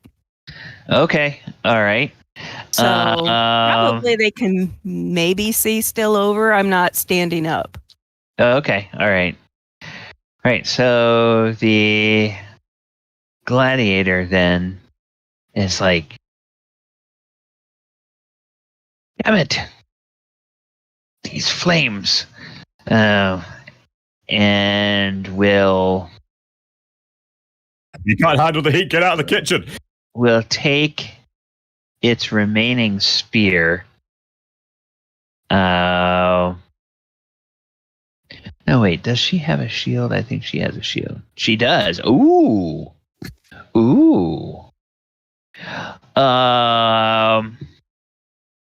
Neelik, does your flaming sphere have substance? Well, let's see. A 5-foot diameter sphere of fire appears in an unoccupied space. I'm sure it has substance because it can start things on fire. So it's a literal flame of fire.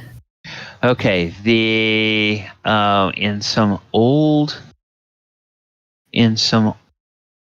editions of the game, it described the flaming sphere as like a spongy thing that would roll. It just says it's a 5-foot diameter sphere of fire. Okay. You can direct it up over barriers up to 5 feet tall and jump it across pits up to 10 feet wide. Okay, so that means that seems to me to say that it does have substance. Okay, so the gladiator, she is going to try something, and I'm going to have to make a table ruling about whether this works or not. And this is a concentration spell, so what she's going to attempt to do is she is going to attempt to use her shield, and she just wants to bash her shield into this ball of fire and shove it right up this corridor, right into this tiger and dwarf that shove it right up the crack. Yeah, that are in front of them. Sorry, I had to go there. Yeah, I approve. So let's see. We're going to try. What would its armor class be? What's your spell save DC? Who's 16. Excuse me, Okay, 16. so I'm going to say it has a. I'm going to say it has an AC of 16. So let's see if she can hit it with her shield bash. Ooh, she does. So she is then going to. Obviously, she's not doing any damage to it. So she's just going to try to push it up to her full movement, but she can only. I had to move check. it. I had to check my 30 feet. I did a chronal shift. Okay. Well, then the alternative would be a 19, which still. Oh, you're gonna. Oh, well, then I won't do chronal shift if Yeah, I know yeah, that it's a 19. yeah. All right, never mind. Yeah. So she pushes it. She actually tries to shove it into. She tries to shove it into Crinraid, and she is going to hold there, which means she will end her turn there. So now, do you have to roll because she's ending her turn, or because you see what she's trying to do? Do you want to maintain concentration on it? This is basically her action. So yeah, I mean, because it only does damage. So everything that I've read on this, you could actually, I think you can like actually run through it because it's like jumping over fire. But if you end your turn, you're spending so much time in the vicinity of it that you're going to take damage. So I'm going to keep concentrating on it. Okay, you're going to keep concentrating on it. All right. Okay. So do I roll? I roll the. Yeah, you roll 3d6, damage. Yeah, roll damage against her. Yeah, I think it's a 2d6, right? Yeah, 2d6, right.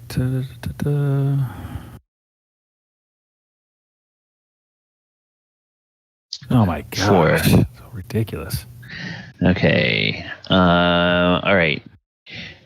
She, some of her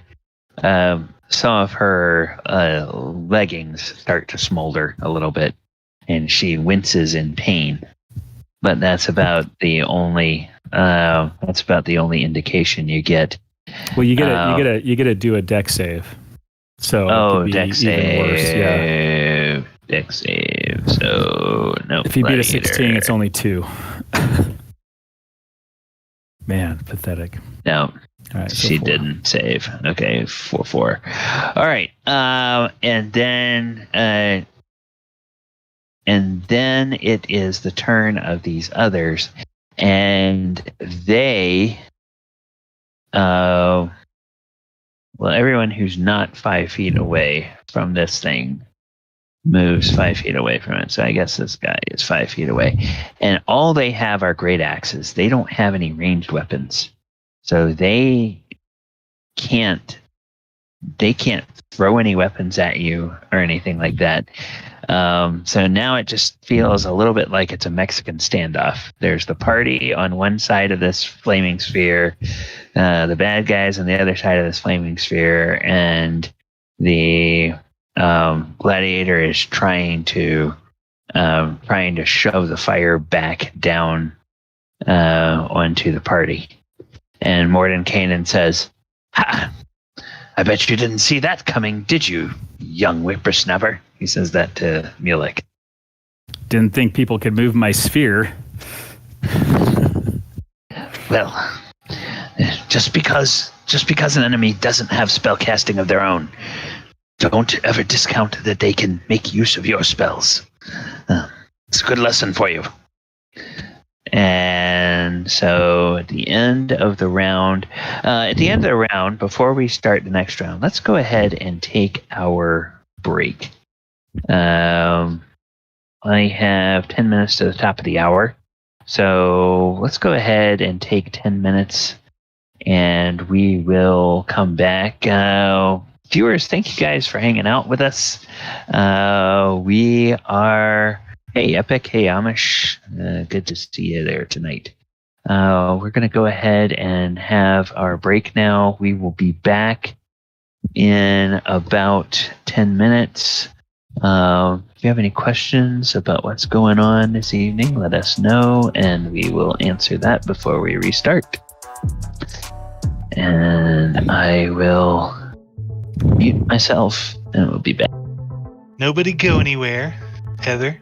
What?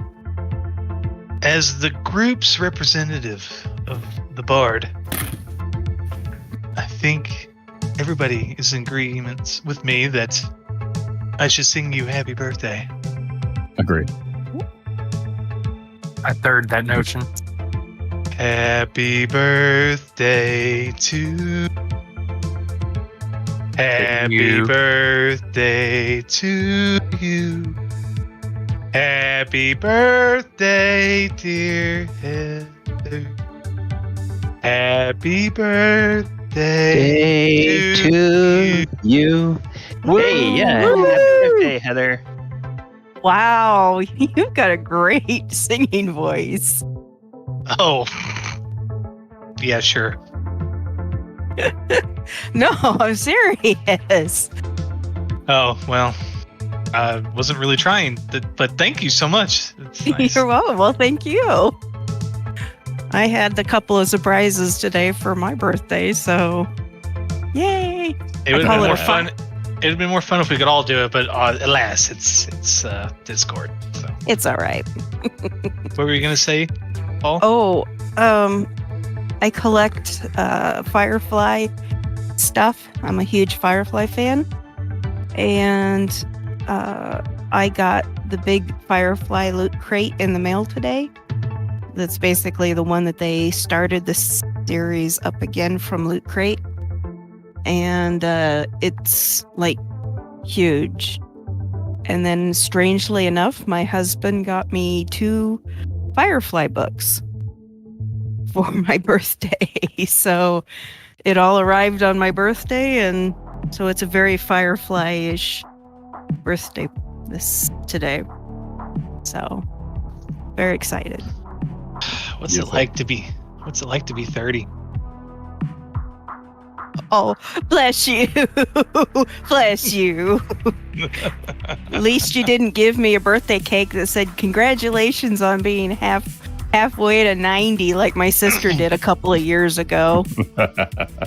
Congratulations, you old fuck. Yeah, no, I'm a year shy of the big 50, half a century. So Halfway to a level up, then that's the way I see it. Yeah. Level up. I think when I was singing the first verse, I cut out. I'm not sure. You You did a little I bit. took- I took too long. I wasn't sure whether to say anything to interrupt your flow. I was like, this is really good, keep going. And then like, oh shit, cut out. Well, then I'll just have to find out when your birthday is, so that way I can do my Marilyn Monroe impression. Oh boy, I think I'll be indisposed that day. Oh, come on. What if we offered you nachos? Oof. Happy Nachos. birthday I drove a hard man, alright. to you. Happy birthday to you. Happy birthday, Mr. President. Happy birthday to you. And the dress flies up, and she's like, "Woo!" It blows me a kiss. Yay! Anyway, I didn't All realize right. it was your birthday, Kat. Why didn't you say anything? Well, you know, yeah. I think it was. I think it was a post dated. There was a mistake.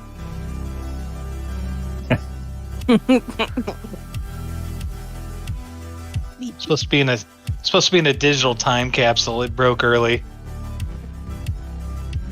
Do not break except for emergencies. Or when drinking copious amounts of alcohol. Oh, God, yeah. Did Gallybomb come back in? It was like Happy Tuesday or something. What the hell was that? think he was trying to join in. Trying to join in. Max, it's not time for treats yet. Stop being. Michael, were you trying to say something earlier? No, I'm good. Go on. How you like that VR? Is it pretty cool? I just got it today, so I'm trying to get it set up for the PC because the Quest 2 can actually work with my PC and by itself. Yeah. And before I started playing D&D, I bought a game called Demo, D-E-M-E-O, DMO. It's like D&D, but with cards and miniatures, and it's really cool. And you get to play with other people, and you move your miniature around the map and fight monsters. Oh, it's D&D on crack. Like if Roll20 had that, I'd be golden. Like if I could have a little miniature of Thaldor and just have all my stats from D&D Beyond, I'd be good. Yeah. Have you checked out a Twitch channel called Djibouti, the Djibouti Show? I have not. Oh, you gotta check it out. It's so fucking funny, dude. They do like a bunch of like like a bunch of their friends. Like 2 of them are brothers, and I think like 2 of their best friends, and sometimes like there'll be 4 of them. But they play all kinds of weird. Like they'll play like they had some really funny shit. They were playing like the Grand Theft Auto, whatever, when that first came out. They were just like walking around, doing voice acting, but they're hilarious. They'll play video games, some Smash Brothers, or they like to just play video games, and they'll do like a bunch of funny voices and stuff, and they have a good time. But they were doing this VR game. I don't know what it was the other day. I forgot what it was called, but it was a game you could have VR in, and it was just funny. I don't know. It's called the Djibouti Show. You should check it out. They're fucking hilarious. I don't know why they're not more popular. But no, like I said, if you're going to invest in VR, like starting out, and it's not uber expensive, go with the Quest 2. If you have a badass PC, which I don't think any of us really do right now, the only reason I can use the Quest through my PC is just because of Steam VR. I only have like a couple of games that are compatible. Like, I hope to get it working by later night because I want to try Phasmophobia in VR. I'm excited just for that. But it's really cool, the technology. Like the Quest 2, like I can sit here on my couch and play. Like I don't have to be standing. I can be sitting and still play perfectly and move and look around and everything. It's great. I'm shocked. Ready Player One is so ever close to being a reality that's scary.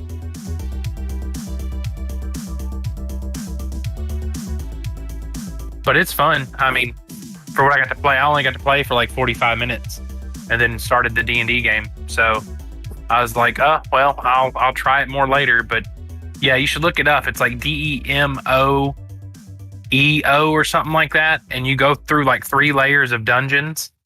And yeah, it's nuts. Oh, the VR dungeon crawler, yeah? Yes. Yeah. And it uses little miniatures. So I think Brilliant we had a party thing. of I've 4. seen some vids. Oh, dude. Yeah. For the price, it's amazing. Like, I barely got into it for like, I was only playing for maybe, like I said, 45 minutes. And I met a group that I was playing with, and they were like, you know your shit. Because I told them, I said, I play D&D a lot. And they're like, oh, really? I was like, yeah. And they're like, oh, so no wonder, I said, imagine like a really stripped down version of D&D, except with cards. Like, you can do basic attacks. Like, you just take your miniature and put over top of the enemy, and then do a basic like melee attack. But the cards are where you do all your spells and stuff, and like your big attacks. So, I mean, that's it. I mean, you get 2 turns. You get 2 standard actions, move and attack. So, I mean, it's really straightforward, and it's really streamlined. And there is no real D20. You can have a crit fail, and you can have a crit success, but it's pretty much like a skull and swords. That's it on the die. So that's really, really cool. At Tailspire, which I don't know if you've seen anything about, came out into early access about a week ago-ish. It's absolutely excellent reviews. A lot of people like Zborshaw, and a lot of other D&D streamers and people are saying it's it's the best like virtual tabletop they've ever used. It's better than Foundry. It's better than Roll20, etc., etc. But the thing that kind of excites me about that, and it's kind of relevant to the conversation, is that they're eventually, and this is eventually because still in early access, going to add AR, which is basically VR support. So you'll be able to do complete campaigns inside of the Tailspire system, which is already reportedly awesome, in D&D within VR, which sounds fucking I think epic. I've seen that. Doesn't Telespire have like the little miniatures and stuff too? And then they can make 3-dimensional like castles and maps and stuff. Yep, that's it. Okay, now that'd be, imagine that. That's what that DEM Democo whatever game I've been playing. That imagine like the Telespire, but on a tabletop. Like Right. it literally, it's like you see the table and you can go all the way around the table and you can see your character. I mean, it's technology has just jumped leaps and bounds. Like seriously, like people are like COVID was a bad thing. Okay, yes, it was a bad thing. I'm not talking about the virus itself. I'm talking about the after effect. It has really took technology to a place we never thought we could be, especially with virtual reality and stuff like that. It's insane.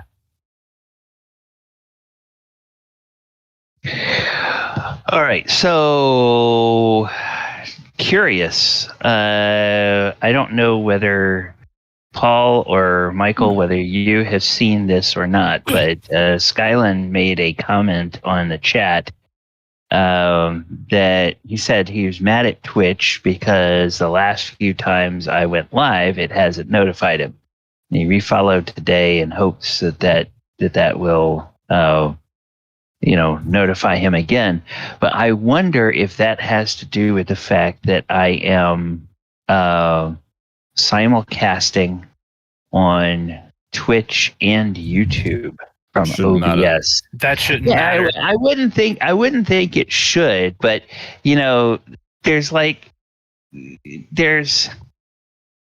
there's some evidence, anecdotal to be sure, but from some pretty major streamers that are starting to make the move to stream on exclusively on YouTube.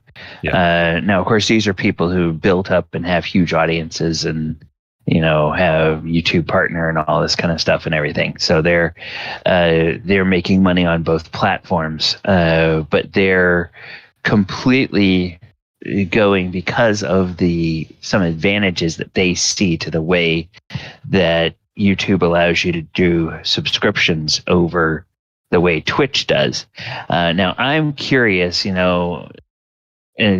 going to take me a while to build up the number of followers I need on YouTube to start being able to really monetize that. But I'm wondering in between now and then if Twitch is going to start making some changes, which I think they probably will. If they see enough of their big streamers start to leave the platform, they will respond to try to be more responsive to the people who are streaming on Twitch. A lot of the problems, Gally, has happened because there was a huge attack on lots of things yesterday or the day before. There was some type of cyber something, and it caused a bunch of people to be locked out of their chats. Mods couldn't do their job because it was locking them out of the chat, disconnecting people. There was a big hullabaloo the other day, so a lot of people aren't getting notifications. So Skylar, shouldn't be a problem, but there is a lot of other problems going on. So they're trying to work the bugs out from what happened the other day, because it shut down not only Twitch, it shut down a bunch of sites. Like it even shut down parts of Amazon. So they were freaking out. So I'd give it a couple days and it should straighten itself out. Okay, well, maybe it's related to that. I think Amish is indicating something that you were talking about. Like there was a site, Fastly maybe, or CDN or something like that, that was also affected. All right. Well, let's go back to our battle map. And we are back at the top of the round. So, Faliger, situation is you have a crouching tiger with a riding dwarf who is on it. There's a flaming sphere in front of them. Beyond them, there's this gladiator trying to shove that fireball up the crack with her shield. Mm-hmm. So you can see her. Yeah. What would you like to do? Well, this would be a good time for a triple X rated joke with this situation. But never before has an opening been such a challenge for Faliger. Doom. And that was the clean version. Yeah, that was pretty tough, considering what you could have said. I respect your restraint, Ken. There's a tiger, and yeah. Mm-hmm. Crouching tiger, hidden dwarf. Yeah. Maybe in this crevice. Okay, well, It's going deep, guys. I can't do anything again. How has nobody's moved? Okay.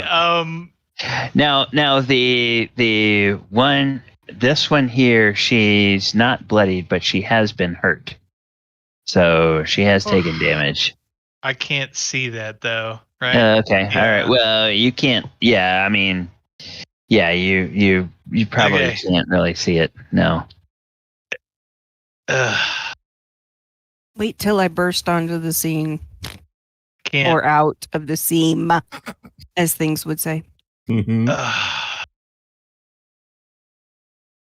Faliger is gonna get down low with his shield. He's gonna start pushing this pussy cat and Kinraid through the crack here because he's ready to go. No. There's nothing I can do. Just getting a face full of the fireball at the moment. I can't see. Right? You said that they blocked our vision now. What you can do is hold your action again. Just putting it out there. Yeah, if you're standing up, I guess Heather clarified that the tiger is sort of kind of down on its belly, and so Krenraid sitting atop it is probably no taller than Krenraid is standing up, so you could see over him. We'll hold my action for if damage comes to this. Okay, all right. Later, I guess, and right. I will cast a spell on them. I guess totally. Okay. Dead. That's all my right. turn. Sounds good. Sorry for the holdup. Oh, no problem. Thaldor. Boonch.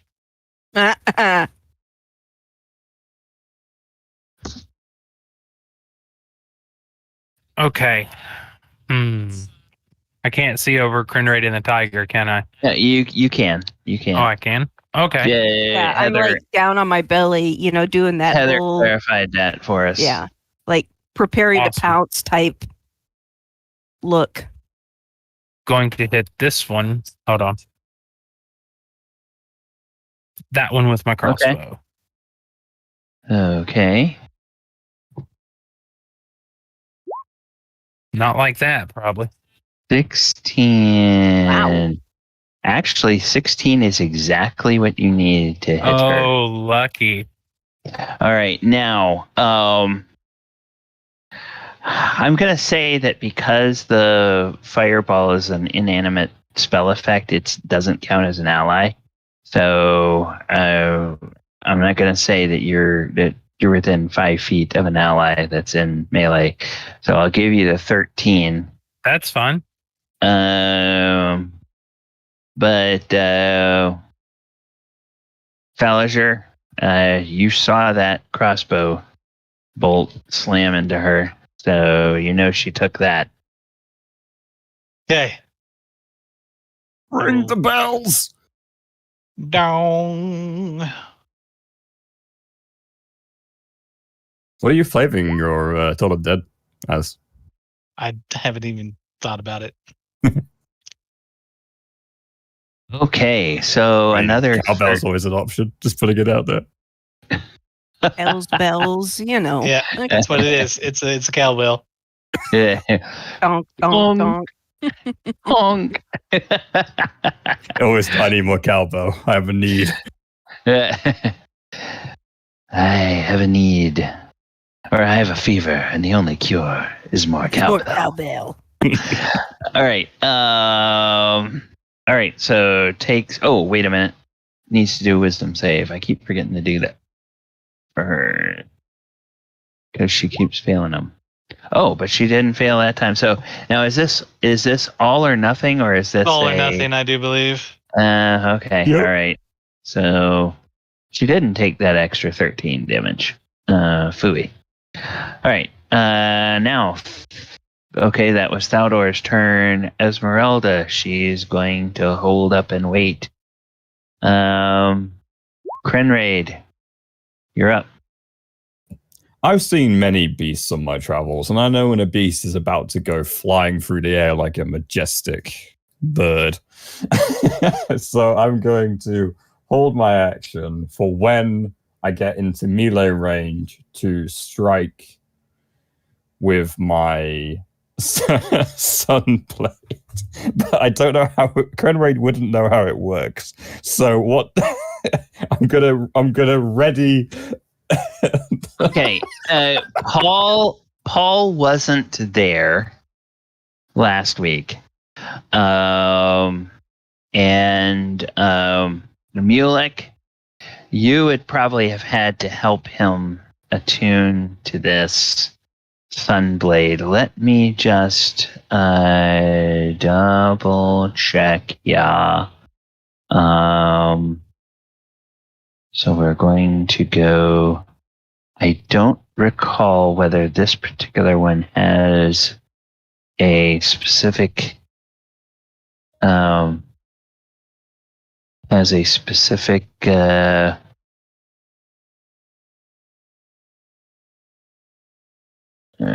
command word already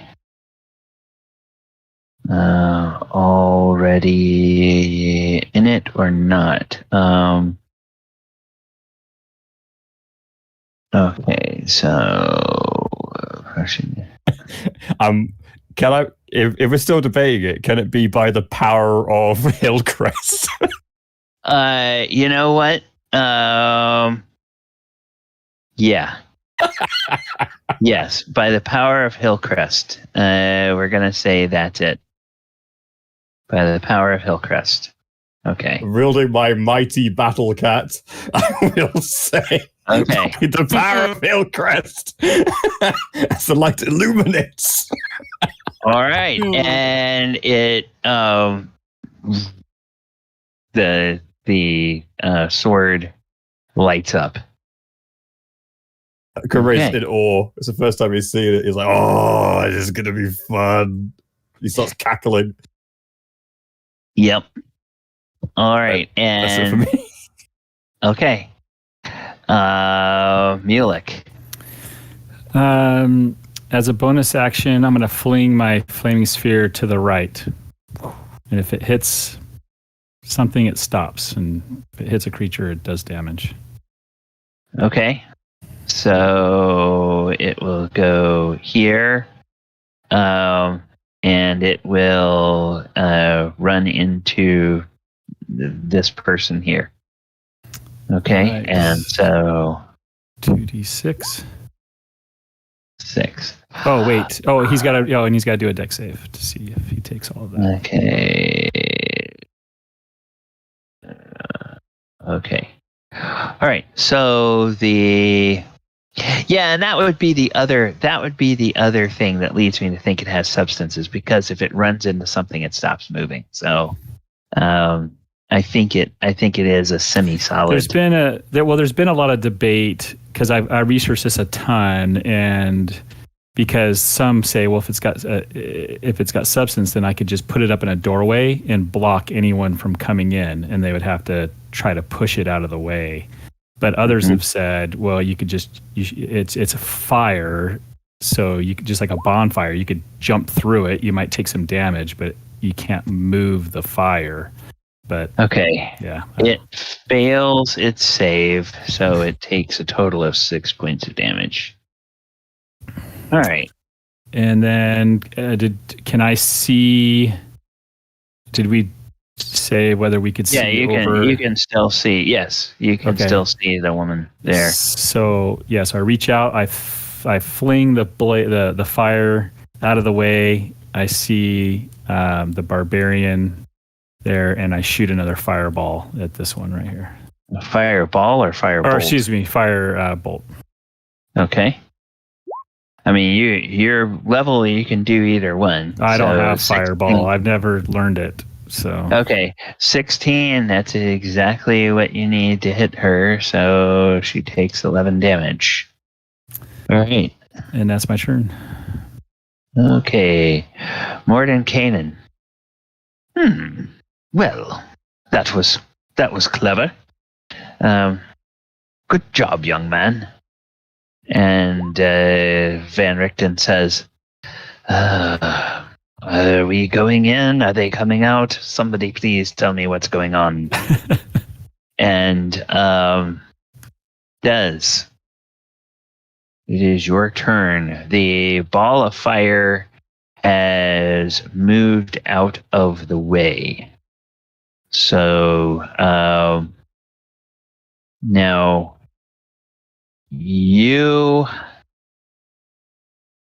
I'm going to say, just for logistics sake, if you go and you park yourself here, taking up the 4 squares, because I'll let you use all of these squares, even though part of them is this wall. You could park yourself here, but that would mean that you're adjacent to the fire. You would end your turn there, and you would start taking damage from it. If you push past this guy and into this space here, then I'm going to say that this one here would get an opportunity attack on you as you go around. As long as you don't leave the threatened square of this one will not get an opportunity attack on you.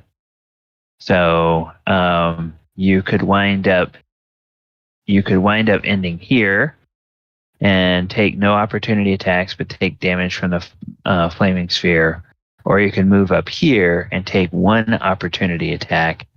And no, you can't squeeze between them. Yeah, that was me saying, "Can't you just shove them?" No. Because they're kind of right next to each other, but she does have a path where she could go around over here. Oh, I see. Gotcha. So, Des, what would you like to do? Okay. So I would like to, let's see here. If I ran out, who is going to get the attack of opportunity? This one. When you leave her space by going around this guy to get out of the range of the ball of fire, then she will get an opportunity attack on you. But she only gets 1 opportunity attack. Did you get off, Crenraid, or are you still? No. When it highlights your token, it puts your token in front. Oh, so it's okay, just hiding his token behind you. Okay. So just right real here quick with you. recap.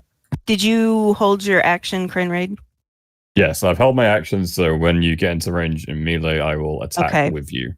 So I will, at this point in time, I've got the whole butt wiggle going, and I will do the fun little thing called pounce. Okay. And that is if the tiger moves for at least 20 feet straight towards a creature and then hits it with a claw attack at the same turn, the target must succeed on a DC 13 strength saving throw or be knocked prone. If the target is prone, the tiger can make 1 bite attack against it as a bonus action. Okay, so what you can do is I'll let you back up 5 feet and then rush forward and pounce. All right, so we are going to back up 5 feet. Oop, bonk. And so when I kind of do that where I scooch back a little bit to get a good running start, And then I pounce. Okay. Okay, so now, with the tiger, I'm gonna open this character sheet. And I have to hit with a claw attack. Okay. So the claw attack comes first. Okay. Just to let you know Mhm. that since a pounce is kind of like a charge, that's going to end your movement. So Right. you are unfortunately going to wind up ending your turn next to the flaming sphere, which That's means you fine. will take damage from it. So, Okay. anyway. Okay, so claw attack would be 1d8 plus. Do you not have the? I think if you click on the token, then if you hold down the shift and double click, I think that will open a character sheet, and then you should be able to just click on claw. It If it opened up the doesn't, token settings. okay. I'll do the claw attack for you just to save time. Okay. So Go that's on, cat. that's an Sorry. 8 that will miss. Okay. But still has to do a DC 13 strength check. Oh no, if it hits with a claw attack.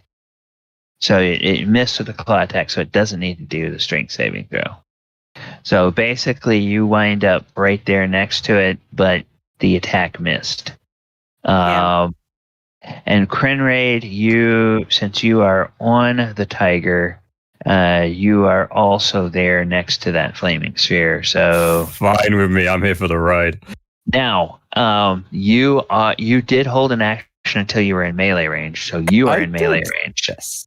and you can make an attack against this person. Together we will beat this out. We're gonna do well.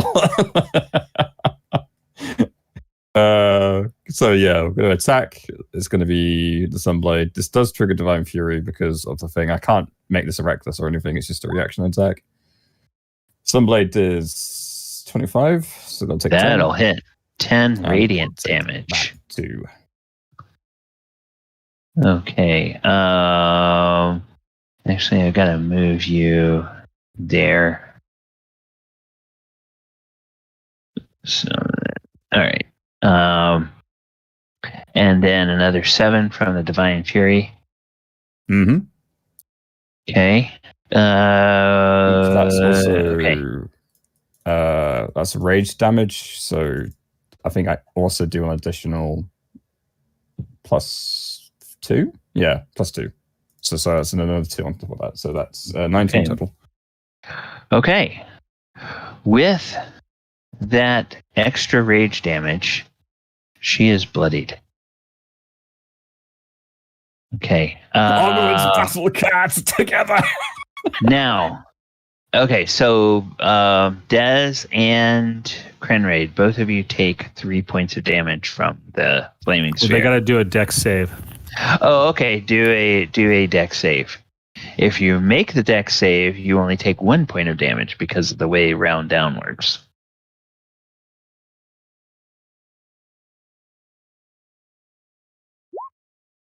I think I made my dex save. Okay, so Dez takes 1 point of damage. 15. That failed. Okay. However, Krenraid is raging, I believe, right? Correct, but I believe this is magical fire damage, right? Yeah. So Yeah, it's fire. yeah. Okay. So you're. You don't have Totem of the Bear. So. All right. So. Yeah. All right. I'm so used to the Barbarian in my other game being Totem of the Bear. So. It's understandable. It's a more common pick. Yeah. Well, because of the resistances and everything. Yeah. All right. Des, you're done with your turn? Mm-hmm. Okay. Well, the gladiator is going to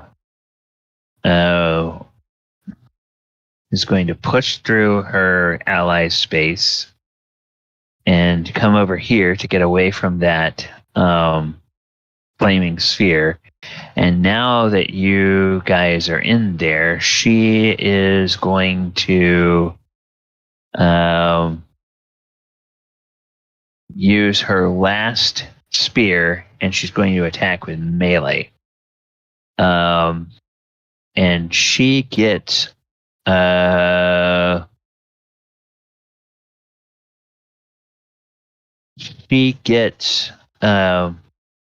two attacks with her spear, and she will attack Crinraid both times. So, spear attack the first, spear attack the second. An 11 will miss. A 26, I think, will hit for 16 piercing. And then she will, with her third attack, she will actually do a shield bash against Crinraid and try to knock him prone. So I respect that. okay. Good idea. But she hits only an AC 8, so that misses. All right, so you were hit by one attack out of 3. And she's not next to the flaming sphere, so she doesn't take fire damage this round. Berserkers, they are going to kind of try to... this guy is going to get up here. This guy is going to run around over here. And this guy is going to run back over here, since he's been hurt all this time. And there's like 1, 2, 3 of them that get attacks on Crinraid. They just get, and they are all using their reckless feature. So is Crenraid on the tiger space, or did he jump off the tiger? Oh. There you Yeah, go. actually, let me do this. Let me bring this Whatever's to easiest front. for you to organize. Okay. All right. So, good point. So, 2 of them, not 3 of them, 2 of them will be able to attack Crinraid, and then they both are going to move back. So you will get your choice of which one you want to make a opportunity attack against, because they want to get away from that sphere. I've before they already start used their my movement. reaction to do the old action. So, but Des. Okay. All right. So yes. So Des, you would get an opportunity attack. Okay. The first attack, 25. Ouch. Oh, and it's a crit. So it does 27 points of damage, but that is just weapon damage. Slashing weapon, non-magical. Mm-hmm. So I think you can mitigate that, right? Take half of that. Yeah, it's halved. Yeah. Okay, and then the other one will also attack recklessly. 23, which I think will hit for 12. It's that half of that is 6, and then they both move back. So Des, just click on whichever one you want to try to make an attack, and then. Can I attack her? No, because she didn't. It has to be one of the 2 that moved out of the way. So I guess that will be a claw attack. To since you don't have this thing, it's a if you want to do, it's a D20 plus 5. Yep. Last time I rolled it, it was really bad. So 17. That will hit. So then the damage is 1d8 plus 3. 1d8 plus 3.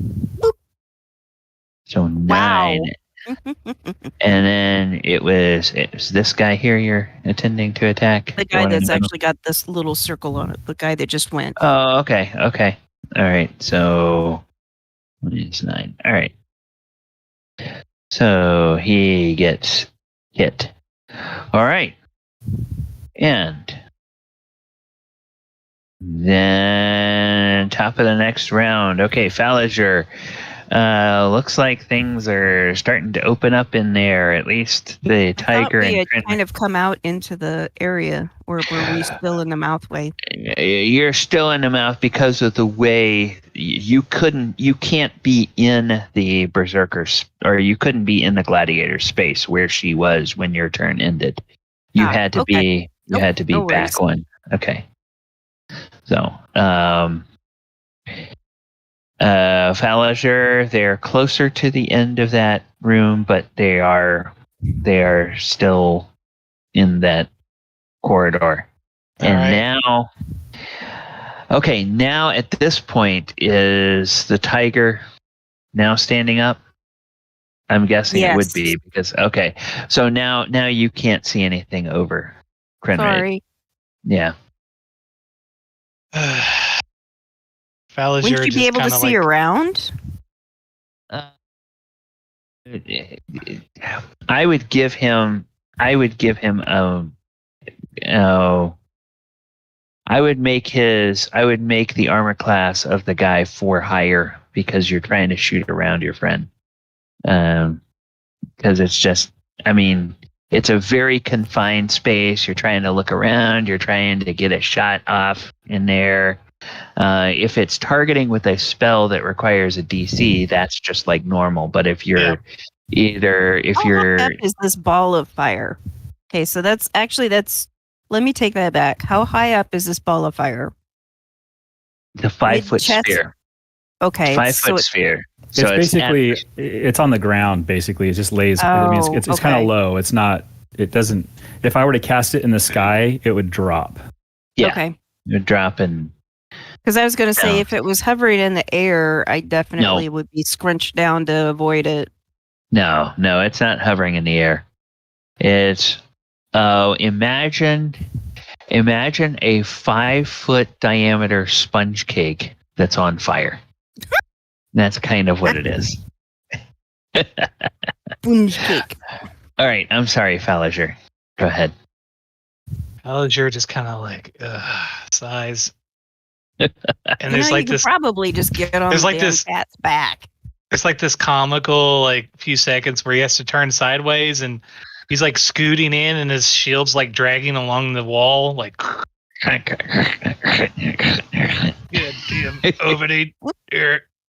He's doing his best Yosemite Sam. Frazzle racket, frazzle. I would say probably they're. Can I get right there against the wall? You can get right behind the tiger, but you cannot push through the tiger space because of how confined this. Well, I can't because stand on the tiger. Because the way the graph is set, I guess right here is the best I could do. Yeah, that's. And I will toll the dead this fucker. Okay. Let's see. I'm gonna move tiger for a minute. Just want to see your line of sight here. All right, you have these two. This one got hit by the tiger. You know, this one got hit by the tiger. You can see it, but because of the way the hard angle is, and because it's a stone wall, I'm saying that's a hard angle. I'm just gonna fireball all of you. Screw it. Okay. Do it. No, I'm kidding. No. Okay. Do it. I'm gonna hold my action. Okay. Until this thing takes damage. Boom. Wow. Okay, all right. Thaldor, you're up. Mm. Oof, it's getting really close in there. Let me see. Hold on.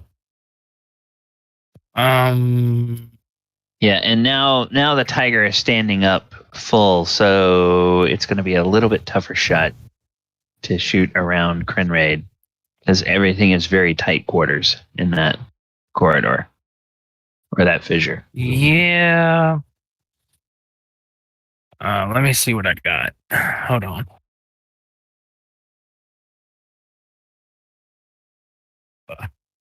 I'm going to I'll try to take a shot, but I'm going to tell Crinraid isn't that a bonus action? Yeah, it's a bonus action. I'm gonna tell Crinraid, give him the help tactic and say, yeah, grab him by his hairy legs, Crinraid. Just something funny. Okay. Just because he knows he is a fighter, but I just try to give him some tactician. So you have advantage on your next attack roll, Crinraid. Okay. Fuck, I can use that. Right. And then I'm going to try to take a shot at, I guess, this guy. I'm just going to see if I have the range. Okay. I got the range. Yeah, We'll you see. got the range. And it's a little bit higher armor class, but it's not going to be, obscene. You've been rolling pretty well, so you might hit. No. No, just missed. Okay, so yeah, that you're trying to avoid Crinraid, and you led the bolt a little bit too much. It kind of grazed the wall and then wobbled off and clattered into the far side of the thing. Ouch. Okay, Esmeralda is just going to wait. Crinraid. Okay, now there's actually open space in front of you. You can choose to do something. You can either stay on the tiger or you can jump off and start attacking stuff. Well, I'm going to try and definitely free up a bit of space so people can see a bit better. As awesome as this ride was, and I enjoyed it very much, let's get into some close quarters fighting, shall we? Okay. I'll hop off. Do I do here? Or can I go here? Yeah, you can hop off there. Okay, that's something I can do here. Something pretty fun. And I'm gonna say that because Falisher couldn't see the gladiator around that corner, she can't see you, or she can't get an angle for an opportunity attack on you. So she doesn't get a chance to attack you as you leap off into that other square. So since I gave you guys a penalty for not being able to target her, I'm going to give her a penalty for not being able to target you. I would have been fine whichever way you want to roll it, Gally. Do this choice. So, if that's okay, I'll go here. Sure. May as well go for a soda. Attacks. Yeah. Soda sofa? Might as well go for a soda. I was kind of thinking, do I knock him prone because do I grapple him because I have advantage? I have the advantage on strength checks, so I'd get proficiency. So I'm guaranteed to pretty much succeed, and then move him into the other square. Tactically, here's some options for you. If you try to do something fancy and remain in close quarters there, that ball of fire does act as kind of another obstacle for the rest of your party getting into the room. So if you attack him and then move around him to the far side, this guy here would get one opportunity attack on you, but this guy would not get any opportunity attacks on you. And you would clear up space for, especially if Mulek decides to, finally drop that, or something. ball of fire. Oh, then you could you would be out of the way, and then the rest of your party could stream into the room. I'm merely trying to think what Krenway... I know what the best solution is in this situation, okay. but what Krenway would do in the situation is probably heed the advice given from the tactician behind him, because he thinks he's probably... He knows go better. For his I legs. know him. Go for his legs. Exactly. So yes. I'm going to go for the legs. So I'm going to go for a grapple on this guy. Okay. That's perfectly logical. He's smarter than I am. I don't mind admitting it. I'm not a proud dwarf. I'm going to use the Sunblade to assist me in this. So it'll be a weapon attack using that with advantage. 24. Oh, okay. Yeah, there's no damage. Definitely a hit. And then he has to try to do which I don't even think he can. Nope, he can't. All right. So now your intent is to knock him prone? My intent is to first drag him.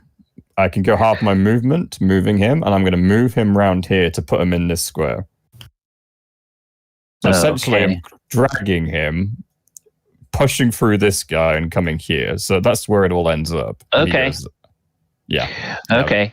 Well, and since you have never left this guy's threatened space, he doesn't get an opportunity attack on you. All right.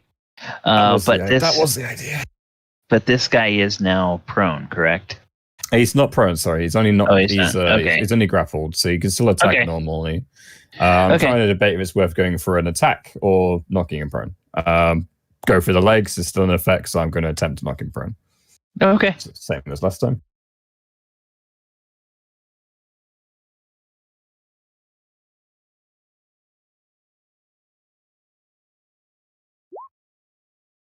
$23. He is gonna have to hope he gets a high number.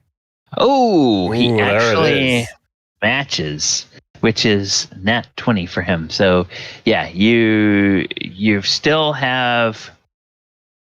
I guess you still have him grappled, but you weren't able to knock him down.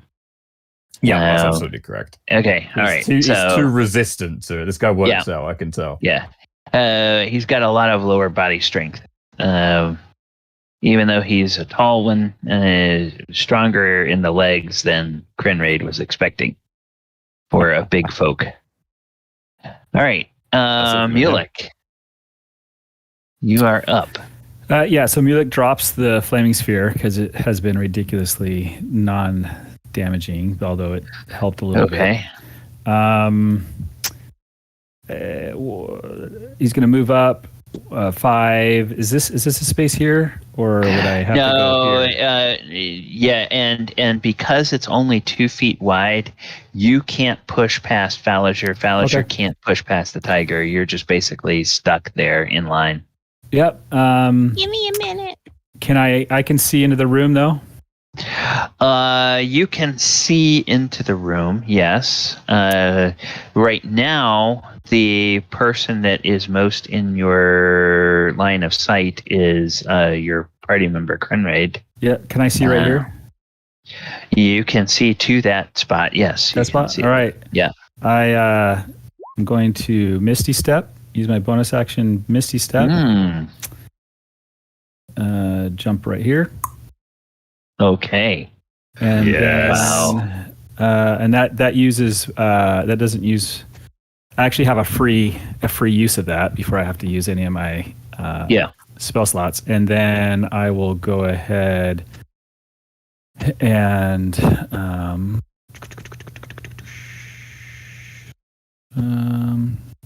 I'll go ahead and just firebolt this guy. Okay. 19. Okay. That will hit for 12 points of damage. And then I will see. That was I went 5. Oh wait, Fallager, was that the one you were waiting to see get hit? Because that might trigger your spell if. I think it was this one. Yeah, I think that was that one too. So he just hit it with a firebolt. So you can All right. do your Cowbell. reaction now. Thunk, thunk. Yeah. Clank, clank. Uh-oh. Did it not? Just Did I do it wrong?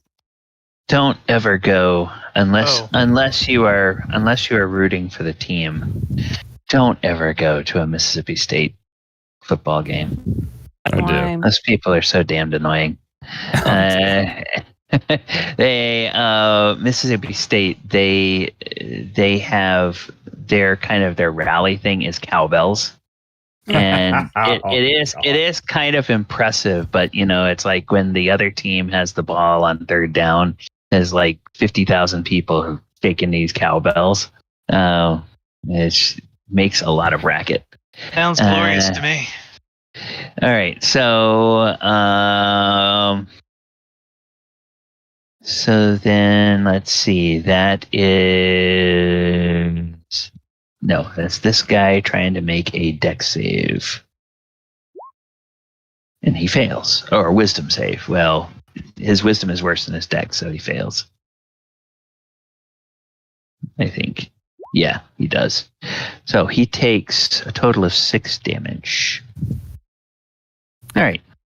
And for the remainder of my movement, since I moved 5 Misty Step, I'm going to go 10, 20, 25, 30. Okay. All right. And Scout is gonna follow me in since he saw me go in. So Scout's just gonna go 5, 10, 15, 20, 25, 30, 35, 40, 45, 50, 55, 60. He's gonna be next to me. Okay. All right. Morden Kanan says, "Aha! The game is afoot." And he goes 5, 10, 15, 20, 25. And then he will do...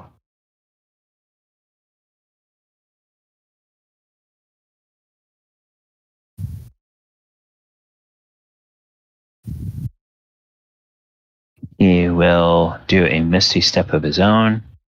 Go here. And then with the last 5 feet of his movement, he will move over here. And he will say, "Oh, dreadful decorations. Awful people." And he's next to a bed that's on fire. Yeah. That's kind of what he's just sort of looking down at it and sort of waving his hand at it to wave the smoke away. It's almost like he's ignoring the enemies that are in the room. Van Richten is like, "Oh, well, it appears that we're moving." And so he will move over here. And there's the badgers there. I'm just going to move the badger out of the way. He will move over here to keep the corridor open for Thaldor in case Thaldor wants to do anything. And then Desarius, it's your turn. So I am going to how many attacks of opportunity if I go from here to here? One. Well, actually, because of your size, it depends. If you want to go here, you'll only take 1 attack of opportunity from this person as you emerge. Okay. All right. So she will just try to hit you with her spear. Oh, 26. 14 points of damage. Okay. So then I'm going to take a swipe and let's see here. I believe I can do a bonus action. Yeah, that's on the pounce. Okay. And because that's on the pounce, or when you attack a target that's already prone. Okay. Gotcha. All right. So So then I'm going to go ahead and basically take a bite from this guy. okay, So so that D20 might- plus 5. Mhm. Ooh, that's a crit. That's very Okay, nice. so now the damage from that is 2d10 plus 3 because it's a crit. Always do the new battle cat. Or actually, do a 1d10 plus 13. Do it that way. Okay. 1d10 plus 13. That will, so 19 points of biting damage. All right. Okay. So actually, with that bite, he is now bloodied. Yay. Okay. And the anything else, Des? Nope. That's it. Okay. The gladiator looks and says to the other four, says, "We're overwhelmed." And she looks at Mordenkainen, and she holds her spear out and just drops it and says, "We surrender, we surrender." And Wise choice. And she points to her men and say, "Lay down your weapons." And so the others, they're kind of up there, and the one has his axe kind of raised over Crenraid, and then he takes it in one hand and holds it out to the side and lays it down. And the others, they lay their axes down, and she calls out to Mordenkainen. She says, "Wizard, call off your animal." And Mordenkainen says, "Huh. The animal decides what it wants to do for itself." And then he Des calls. will basically give kind of, as he's bitten into this guy, kind of gives him one more like shake of the head and then lets go of him. Okay. And then Mordenkainen will call out, "It's all right. They've surrendered. The rest of you can come on in now. Their weapons are down." And so Van Richten. Fellas, yours is awkwardly like. So I'll back off though, but I'll still watch them and Sure. like pace and growl and then hiss every once in a while if they look like they're moving out of place. Okay. Van Richten and Esmeralda will come in. Yeah, and the hyena can squeeze in through there. And we are actually at the end of our session. So, or 5 minutes. So what I propose we do is we pick up with questioning these Miscreants. These miscreants at the beginning of next session. And we will pick up our action from there. All right. Well, players, thank you so much. Thank you for joining us this evening. And viewers, thank you for hanging out tonight on and watching our session. Hope you guys enjoyed it.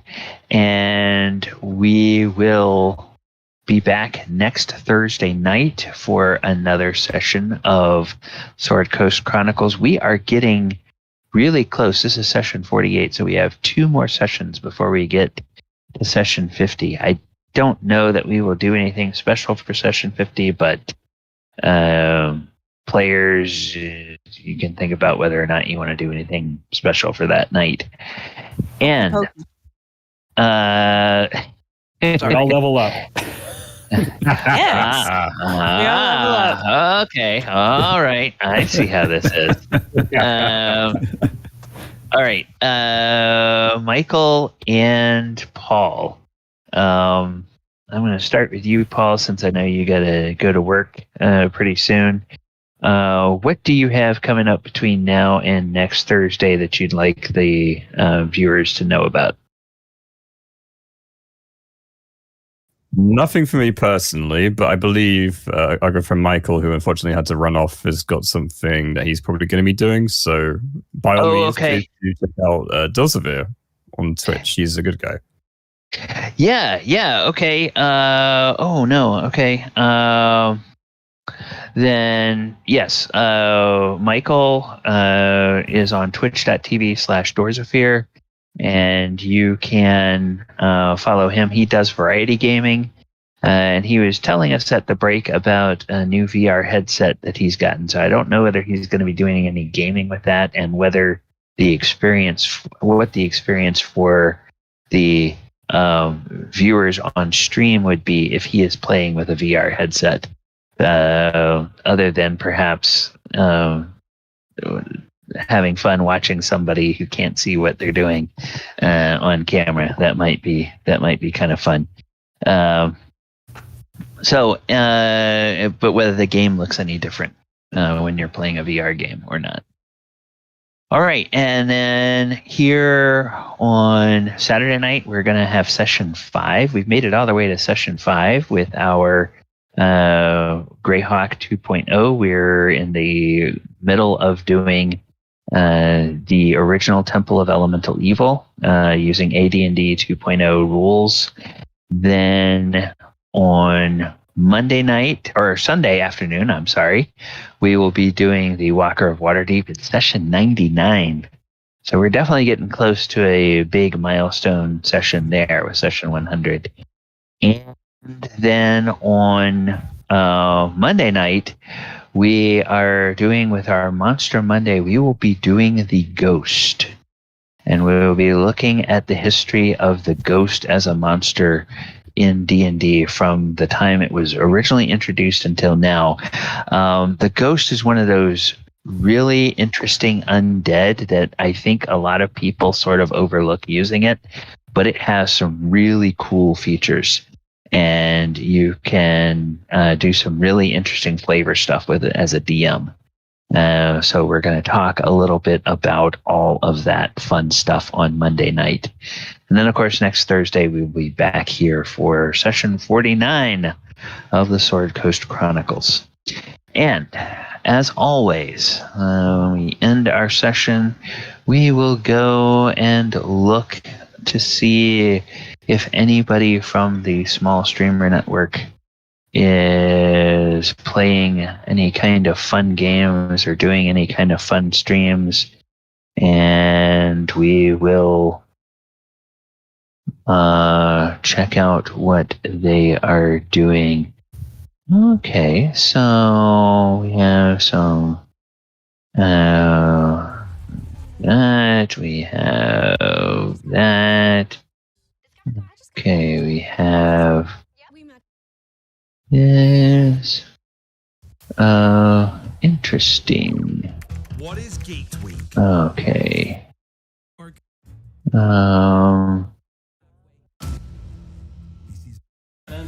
I have some retro gaming on with Borg's RPG Quest. So let's go ahead and raid their channel and see what they are up to. All right. Everybody take care. Have a wonderful, wonderful week. And we will talk to you next time. Good night, everybody.